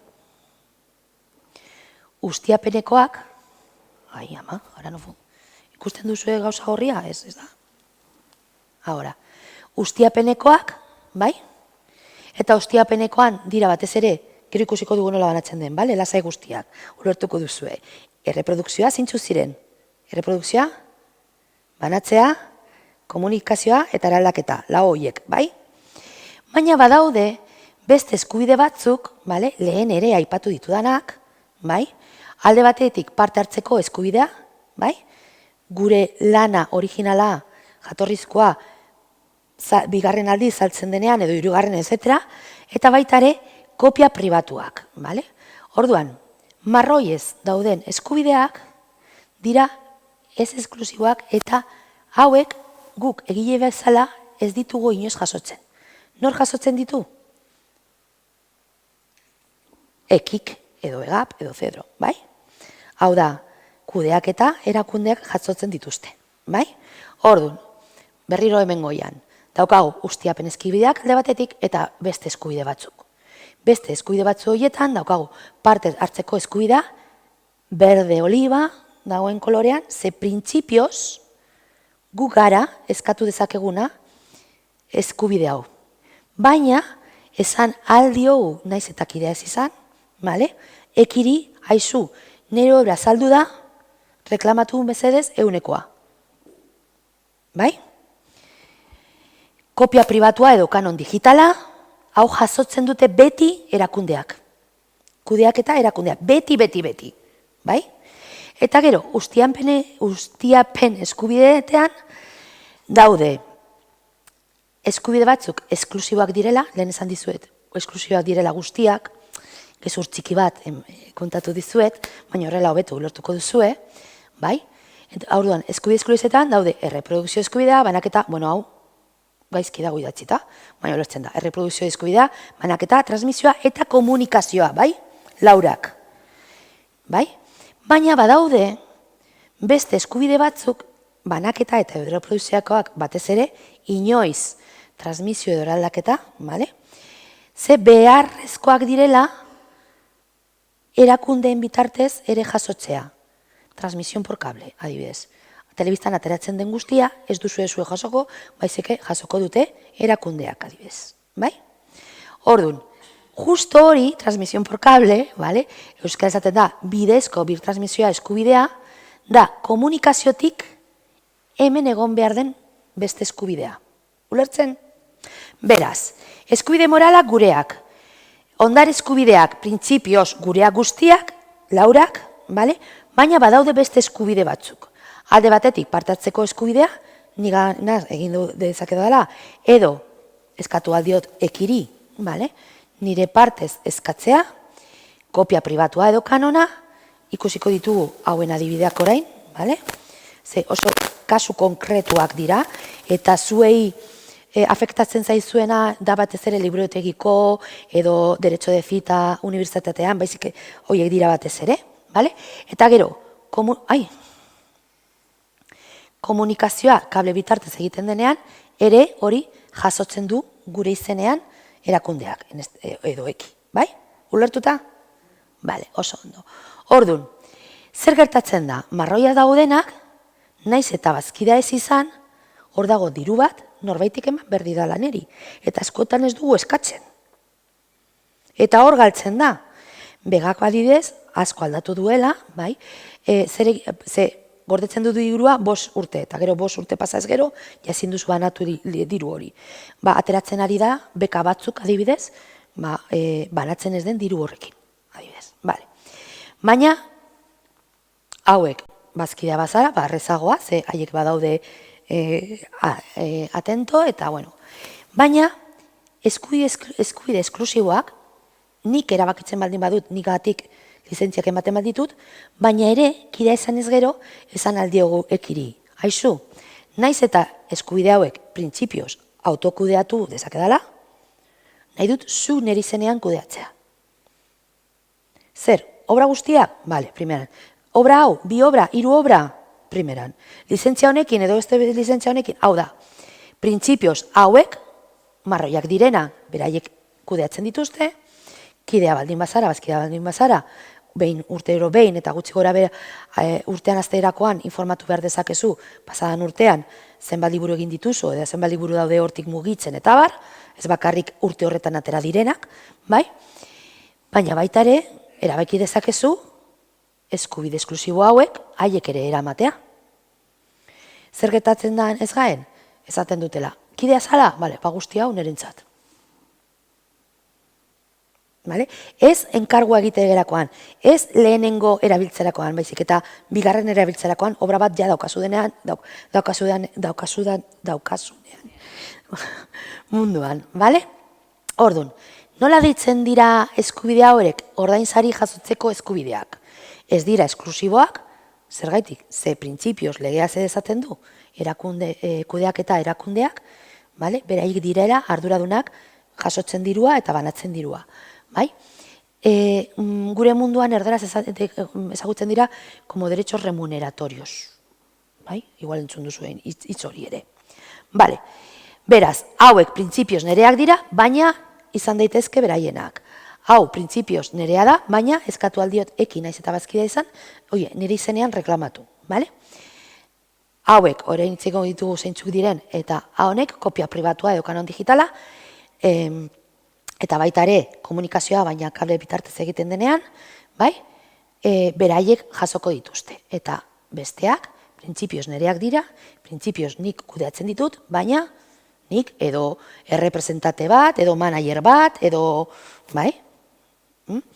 eta, baina baita ere, gure izenean, lizentziak eta bar, eman aldituzte. Gainera, malentzorekin hitz egiten baldin baduzue, beraz dago dizu, habitualki, kasu honetan guk eskatzen dugu hau. Eta igual platzen duzue, zenbat eskatzen duzuen zuek, eta zenbat lortzen duenekik. Venga, urrengoa.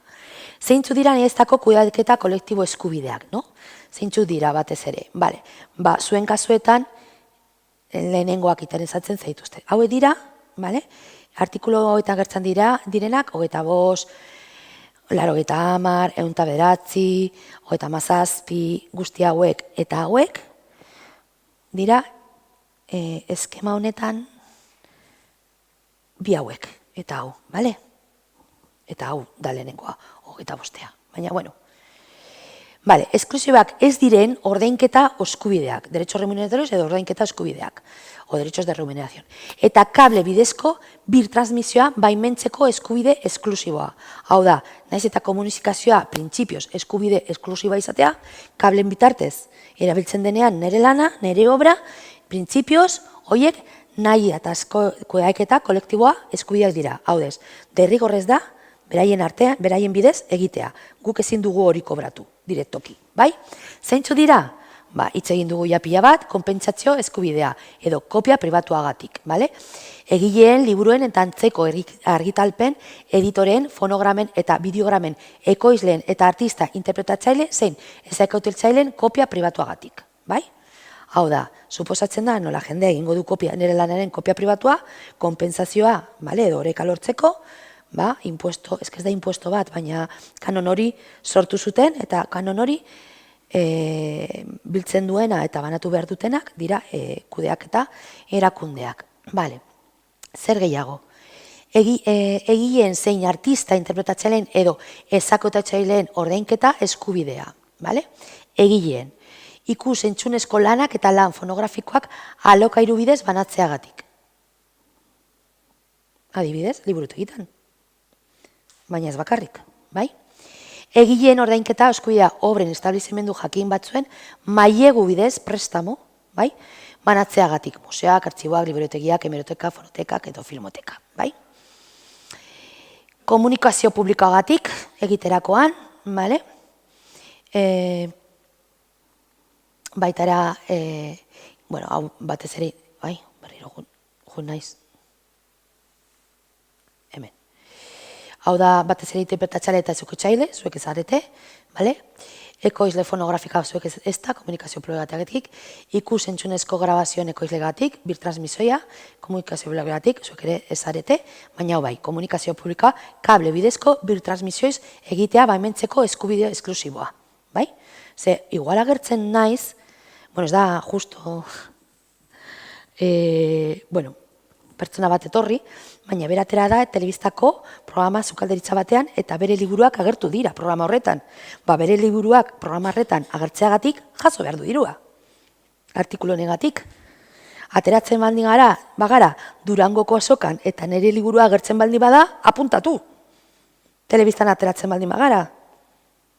Bai? Ez gure lana. Gure lana, bai? Bale.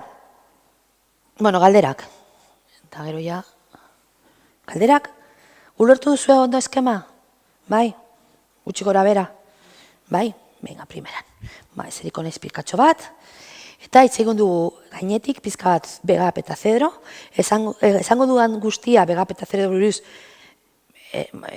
noren izenean biltzen duten dirua eta lan egitzen dute, eki berdina egiten du, bale?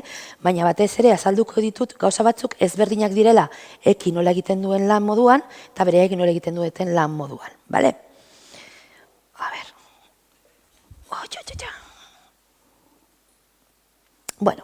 Begap urte honetan sortu zen, bale? Nortzuk ordezkatzen ditu, hor dauzkazue guztiak. Egileak eta egileak Begap daudenak, marrazketa, eskultura, grabatua, beste lan seriatu batzu, pintura, instalazioa, performance, eskuartzea, kolaz, fasart, kopiart, bideoartea, arte elektronikoa, zareko artea, infografia, arkitektura, diseinua, ilustrazioa, humore grafikoa, komikia, marrazki biziduna, eta bar. Eki berdin, bere bazkideak eta ez bazkideak, aktibitate guzti horien barne daude, bale? Baina zer da desberdina? Boto kopurua diru bilketaren arabera daukazula. Ez dela bazkide bat, boto bat. Bai? Baizike, eta zenbat diru biltzen duzun araberan. Bai? Zen dira Begap kudeatako eskubideak. Begap, batez ere, hemen ilustratzaile edo argazkilari, edo artista plastikoak, eta bar, erreprodukzioa, ikusi dugun bezala, erreprodukzioa etxegatik, kopien banaketa, ez jatorrizkoa, komunikazio publiko moditatea, eta eraldaketa. Hau da, eskubide hauek, haien bazkideen izenean kudeatzen ditu, haien baimena baldin badauka, edo ez. Ze, generalean, dagoen sinatzeko ematen duen kontratuan, beti, hau agertzen da, ez baldin baduzu esaten. Bai? Eki beraz, zuk erabeki dezakezu, eraldaketa eskubidea ematen baldin badio kodeaketa edo ez. Bale? Ze hauek, printzipioz, dira eskubide esklusiboak, beraz, nik erabekitzen dut nor kudeatzen du nire izenean. Bai? Beste alde batetik, naiztako kudeartea, hau da, ordainketa eskubideak, ordainsari zolearen eskubideak, hauek erreklamatzen ditu eta kudeatzen ditu, bai bazkide, bai ez bazkide izenean. Eta eki berdin. Parte hartzeko eskubidea, saltzen denean gure lan bat, bale?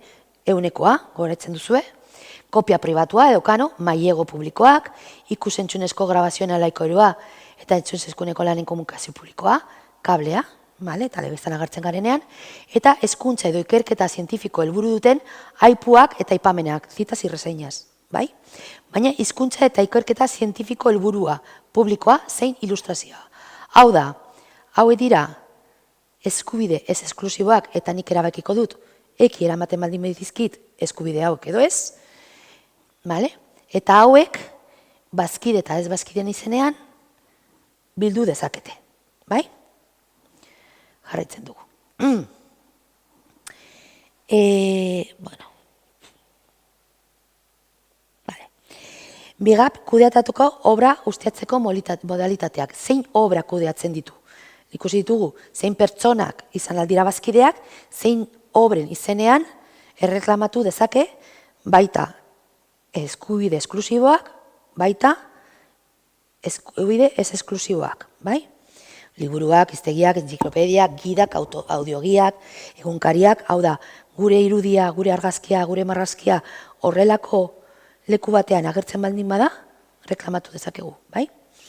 Liburuska, kartelak, erakusketa panelak, lanak, banderolak, mukiak, faszikulak, multimedia, webgunea, diapositibak, ikusentzunezko, kanpaina digitala, gonbida pentsartelak, irudi bankuak, pantalla digitala, telebistako operadoreak, lan zinematografikoak, ikusten duzue, nire lana zenbat formatu ezberdinetan ager dezake. Nik eman baldin badiot kudeaketa reklamatuko dute nire izenean. Zedro beriz. Zedro sortu zuen 1987an. Nortzuk ordezkatzen ditu? Testu liburu egileen eta liburuen aldizkarien eta egunkarien zein musika partituren editoreak ere. Egileak eta editoreak, biak. Testu lanak, alde batetik, lehen mailako ustiapenekoak, hau da, egiterakoan enkorgoa egin ez gero, edo eginda egon ez gero, lehen erabilera eta bigarren mailako ustiapenekoak. Obra gure etxean enpresan zein bibliotekan dagoenean, eta haren zatiak, atalak, edo kapitulak, hezkuntza, prestakuntza, zein informazioa helburuekin erabiltzeko beharra sortzen denean. Hau da, obra totala ez dutenean erabiltzen, baizik eta zati bat. Biak.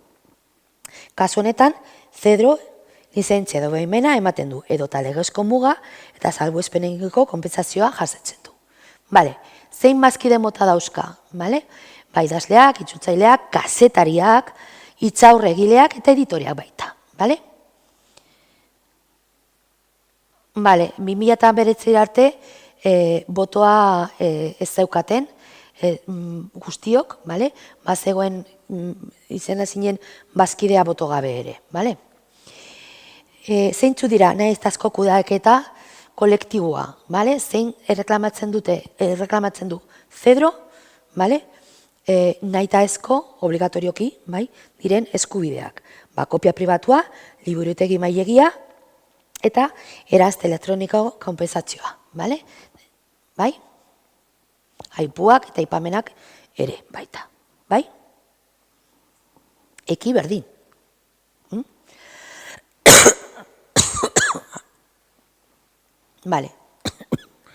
Honetik pasatuko dugu, ze eki dauka beste sistema bat, asko garbiagoa, ez dakiz egin dudan.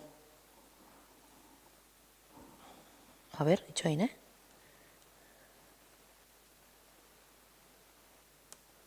Ez. Hemen.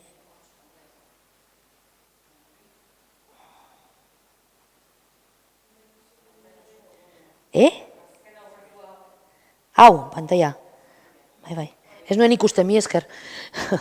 Baina nola joan naiz?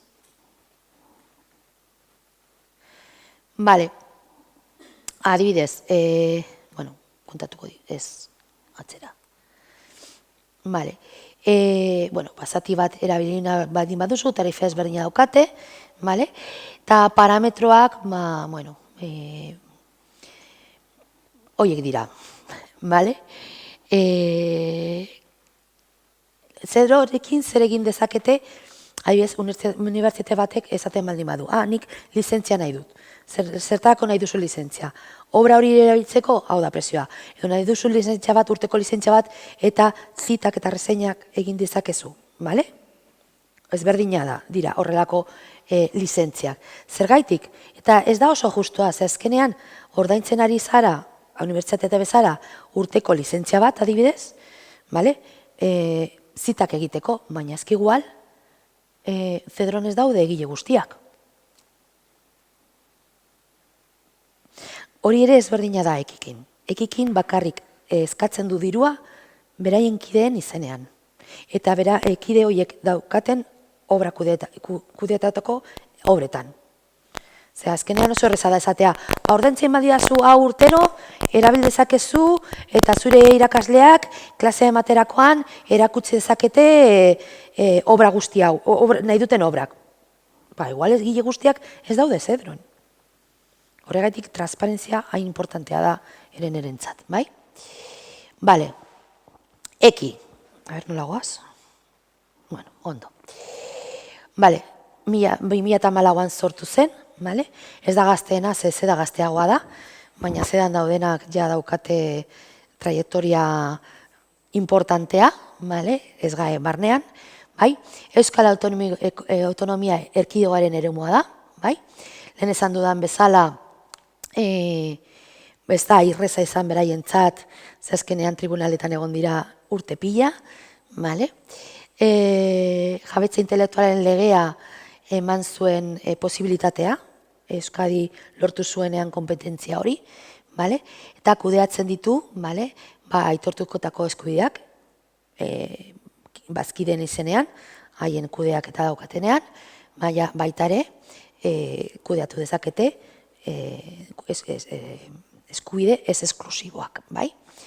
Euskal Herriko Bertsoltzale elkartean, Euskal Idazleen elkartean, Euskal Idiotorien elkarteak, Euskal Idioien elkartea eta Euskal Herriko Musikarien elkartean sustatu zuten eki, impulsatu zuten bere egunean eki, bale? Horregaitik, kostatzen zaigu, ulertzean olain jende gutxi elkarte hauetatik ekiko bazkideak dira, ze azkenean eki sortu zen beraien eskaera izan zelako. Bai? Ze eskubideko eatzen ditu ekik? Guztiak, sektore guztiakoak. Literatura, musika, antzerki, zinematografiko arloko obren, obra bizuala, plastikoa, fotografiak, ikusentzionezkoa, multimedia, eta bestelako gaineko erreprodukzio, banaketa eta komunikazio publikoa. Ikusten duzue, eraldaketa, printzipioz ez. Bai? Eta hau, noren izenean? Bazkiden izenean. Ze eskubide esklusiboak dira. Obra horiek originalak izan daitezke edo eratorriak. Lehen esan didazue, eske obra berria egiten baldin badut bertsioa, bertsioia badauka ere eskubide guztiak. Orduan, aipatutako obra hori guztioi eskubide esklusiboa ematen baldin badiogu, orduan, bere egingo dute kudeaketa gure izenean. Baina, baita ere, kudeatzen dituzte ordainketa eskubideak, guztiak. Konpentsazio ordainketa barne, bai? Hauek, baimena ematen baldin badiogu eskide bazala, eta hauek gure izenean edo denon izenean. Beraz, eskatzen baldin badiogu, nahiz eta bazkidea ez izan, urtarrian, nire liburu hau, nik atera nuen liburu hau 2023an, beratzen diozu mail bat malentxori eta oso okupatuta egongo da. Bale, orduan, musika, ez gara horretan sartuko, erreprografian bai, zeintzu dira ustiatzeko modalitateak, zer reklamatuko dute, erabiltzeko edo artikuluko, hau da. Ez dute eskatzen lizentzia orokorrak, baizik eta erabil baldin badan ere obra, eskatuko dut. Edo artikulu bat egin baldin bada, zatitxo bat, nire obrakarekin, eskatuko duekik. Ulertzen? Makina edo ekipo erreprografiko zenbat makina dauka adibidez unibertsitate honek, zenbat fotokopia horien araberan, tarifa jarriko du. Azkenean, erreprografia da hori kopia egitea. Ordua, zein kopien, zer eskatuko dizut? Eskatuko dizut, baldin badakit, erabili duzula, edo artikulu bat atera duzula nire lanarekin. Zein eukiko dut kontuan tarifa jartzeko? Ez da tarifa berdina izango, formakuntza txiki batean ematen baldin bada tailer bat, 10 pertsonekin, edo unibertsitate batean, bai? Eta gero enpresa eta erakundeen zailkapenari buruz, badauka zailkapen bat, non 10 baino langile gutxiago baldin badaukazu, presio bat. 100 baino langile gehiago, ez dakite, asmatzen ari naiz, baina horrelako zeo zer, bale? Venga. Obra plastiko, grafiko eta fotografikoa, liburuak, zenbat tirada edo zenbat aleak, ez dizut berdina eskatuko 1000 ale baldin badaude edo 3000. Eta 1000 ale baldin badaude berdina jasoko duzu zuk eta zuk. Ez famatuago ni baino famatua baldin bazara, diru gehiago jaso. Hori ere gertatzen da batzutan, bale? Erakusketa gidak eta material didaktikoak, ere tirada eta ale bakoitzeko, multimedia audiogiak, pasatu dut eskuarekin. Bale, al Marta, al multimedia audiogiak gailu bakoitzeko, urteko tarifa, zenbat aparatu daukaten, Guggenheim museoan zenbat aparatu dauzkazue, aparatu bakoitzegatik tarifa bat, adibidez, bai? Liburuzka eta gomida pentsartela pakaien tirada eta formatu bakoitzeko, bai? Ikusgai jartzeko jatorrizko obren reprodukzioa bakarra eta erakusketa kartelak diru zarreren eta gastoren 110, lehen hitz egin dugu, gutxi gora bera beti eskatzen dutela hori, edo saiatzen direla 110 eskatzen, multimedia euskarriak 105, salmenta preziotik, bai? Bale, arrebestez. Bueno, ja esan dizuet, baina zergaitik da ezberdina eki beste kudeak eta erakundetik? Boto bat, pertsona bat, kide bat, boto bat, hori lehenengoa, bale? CC edo Creative Commons lizentziekin, kudeate dezakete gure ora. Ez dute ez ezaten, nik ezaten baldin badio, lizentzia irekia daukala eta ez dudala ezer kobratu nahi kasu honetan. Erabilaren araberako kudeaketa, por uso efektibo de repertorio, hau da, erabiltzen baldin bada bai eta ez orokorrean diru bat eskatu, zaiatu behar gara presionatzen erakunde guztiak fijatzeko sistemak, ze gaur egun informatikarekin eta internetekin badaude kontrolatzeko sistemak, eta jakiteko nire liburua adibidez zenbat saldu den, zenbat liburutegietan egon den, filma bat zenbat bidez ikusi den telebistan, edo plataforma batean zenbat pertsona ikusi duten. Hau da, badaude era kontrolatzeko hori argi eta garbi, baina eki baldin bada eta dama ere, intentzio hori daukaten bakarrak, zaila izango da.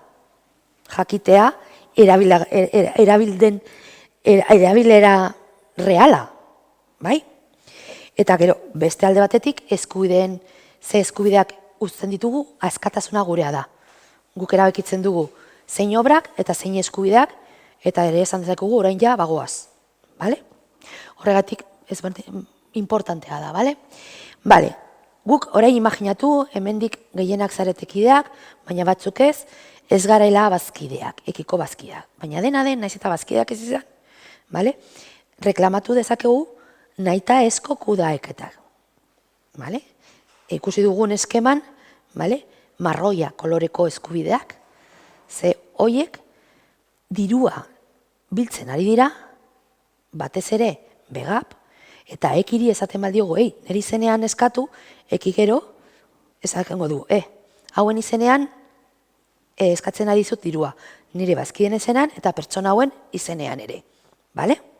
Orduan, lehen esan dut, bale? Bueno, batez ere, hitz egingo dugu, idazle, artista plastiko eta ikusizko sortzaile eta grafikoen zer eskatu dezakete, naiz eta bazkideak ez izan.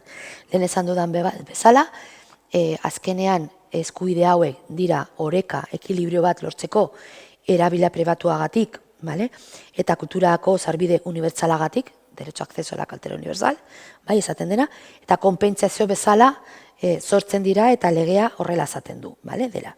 Orduan, bazkideak baldin bagara, ba, gure izenean lagatako eskubideen egile badizkientzako likidazioak jasoko ditugu.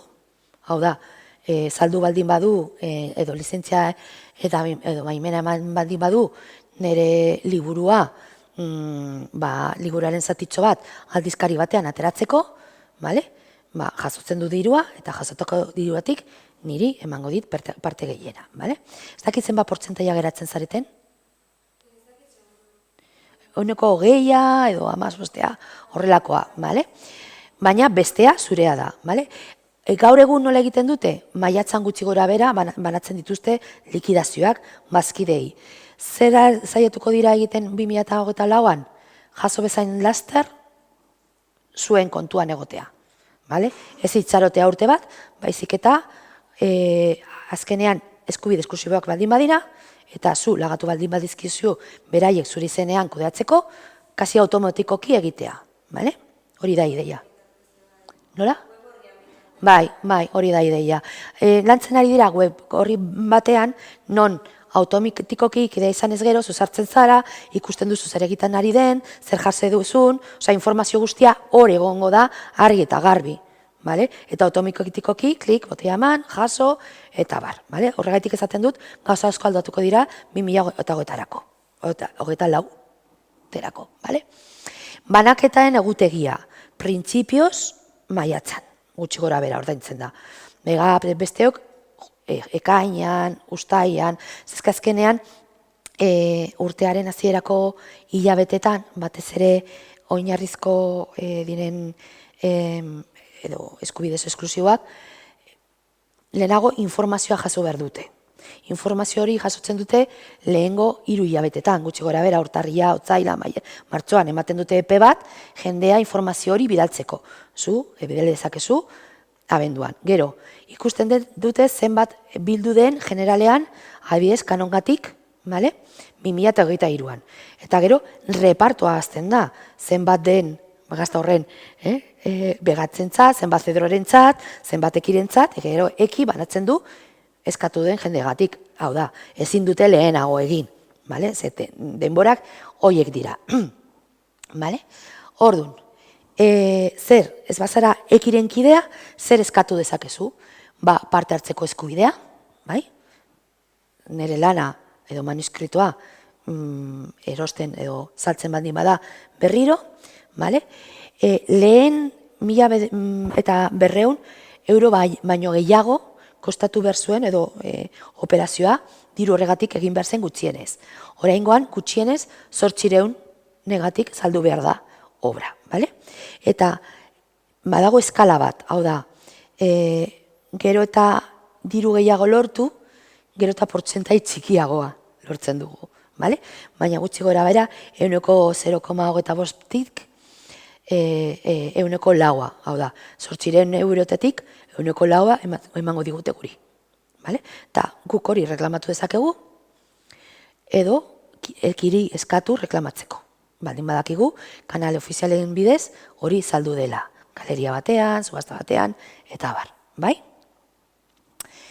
Nik ze komentatzen dut, artista plastikoei, beti zerbait saltzen dutenean, askotan ziurtapena, zertifikado de originalidad egiten dutenean, hori ere jartzea baldintza bezala, kontratu modu batean, obra saltzen denean, beharrezkoa dela ni informatzea. Horrela jakingo dut, non dagoen nire obra askotan, galtzen dute, eta ez dakite nor da titularra.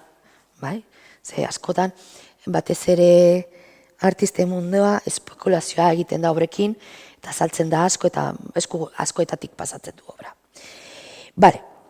Kopia pribatua, bi kopia pribatu eskubideak jaso dezakegu, erreprografikoa eta ikusentzunezkoa. Erreprografikoak, zein kasuetan jaso dezakegu diru hori, gure lana liburu batean agertu baldin bada, basikamente. Liburu batean edo, kultural, zientifiko edo teknikoa duten argitalpen asimilatuak, liburuaren argitalpen asimilatuak. Zein kasuetan, aldizkari batean ateratzen denean, baina edozein aldizkarian ez. Izen burua eduki badu, bale? Eta ez da bakarrik aldizkari bat izan behar, baizik eta seriea, bai? Eta aldizkari hori, atera behar da gutxienez hilabetero, ateratzen baldin bada astero ez da sortzen eskubidea, eta gehienez 6 hilabetero, eta gutxienez 58 orrioki behar ditu, bai? Orduan, kasu horretan, gure lana agertzen baldin bada, edo gure lanaren zati bat agertzen baldin bada, informatzen dugu, bidaltzen dugu mail bat, bale? 2024an segurazki egin dezakegu web orrian, bero gaur egun maila bidali behar dugu, eta zer informazioa bidali behar dugu gero ekik reklamatzeko nire dirua, nire kopia eskubideak, bale? Bueno, gutxi gora bera guzti hau eta ez da inbeste, egilearen datuak, zure datuak, noski, norzaren, bale? Nola lokalizatu, zein den zure helbidea, zurenan.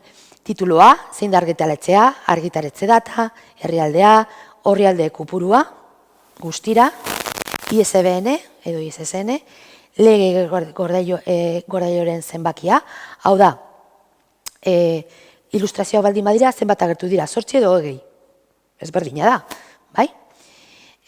Argitapenaren erreproduzioetako obren kopurua, baldin badakizu, zenbat liburu gutxi gora bera, jakin beharko zenukete, ze kontratua derrigorrezkoa da, eta kontratuan jarri behar dira gutxienezko aleak eta gehienezkoak, zer gertatzen da, ze batzutan kontratu batzuetan ikusten dugula, gutxienezko aleak 5, gehienezko aleak 5 milioi.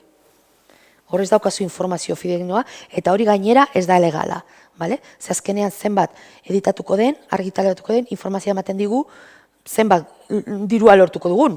Zer dugu lortuko diru berdina 100 aleekin edo 1000 aleekin, bai?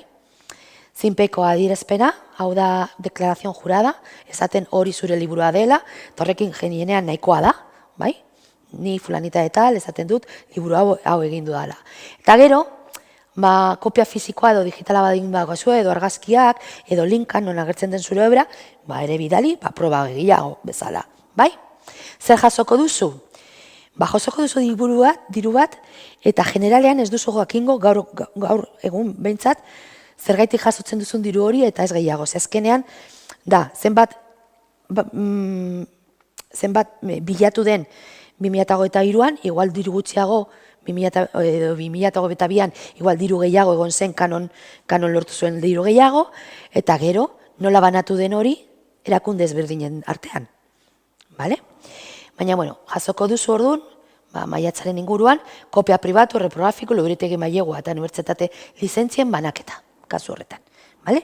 Erreprografikoan. Hau da, liburu bat baldin badaukat, editatuta.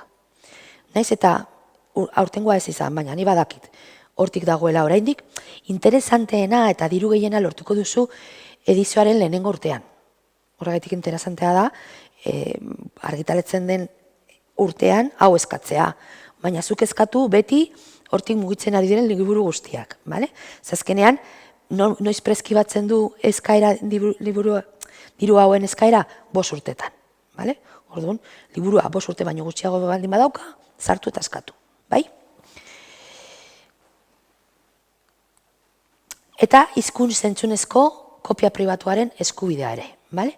Hau da, telebistan edo zineman agertzen denean gure obra, teleberrion edo ez, bale? Eta hau importantea ez askotan ez dakigu ere, bale? Ere konpontziatzea daukagu. Zer informazioa bidali?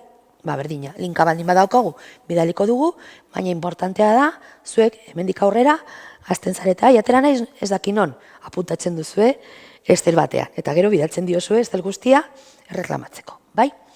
Egilearen datuak, telebistareko operadorea, non izan den, kanala, programaren izenburua, joalpigi beren data eta ordua, hau da, noiz atera den, atera baldin bada bakarrik eguerdian edo eguerdian eta gauean ere. Gaur egun internetekin, naiz eta, sartzen zara tinei, Google Image edo Copyspace, sartzen duzu zure lana, eta igual enteratzen zara, hortik dago ezala zure lana, telebista batean atera dela, eta zarela ateratu, hori ere gertatu daiteke. Ze baimenaz dut eskatu behar, zergaitik? Ze, gero, eskubide hau daukagulako. Bai? Eskatu behar dute, erabiltzen baldin badute, ez bakarrik albistea emateko, hori ezberdina da. Gainera, kasu bat kontatuko dizuet, gainera nire abokatu lagun bat, Valentziako Alex Davis atera zuen. En el hormiguero, atera zuten ilustratzaile baten kuadro bat, eszeniografia batean, egin zuten, antzeztu zuten komuna minikomedia, eta etxe batean zeuden, eta etxe hori egin zuten eszenografia, antzerki bat lipatzea, eta ateratzen zen atzean, ilustratzaile honen kuadroa, eta zuten baimen askatu. Eta gero reklamatu zuten, eta esan zuten ez, jun ziren demandatu zuten, eta jun ziren juzgatutara, eta 30.000 euro ordaindu behar izan zuen. Ze hori ez da eszepzio hau, baizik eta da, erabilera bat non baimena eskatu behar zuten. Bai? Beste gauza bat da, hori, zuk egotea zure ilustrazio liburu buruz hitz egiten, eta zure liburua hor agertzea. Bai? Zer jauzko duzu? Ikus-entzunezko kopia pribatua, kable bidezko zabalkundea eta gainerako telebista operadorin ikus-entzunezko edapena. Eta honekin bukatu egin dut. Zer moduz? Ondo? Mila esker etortzeagatik.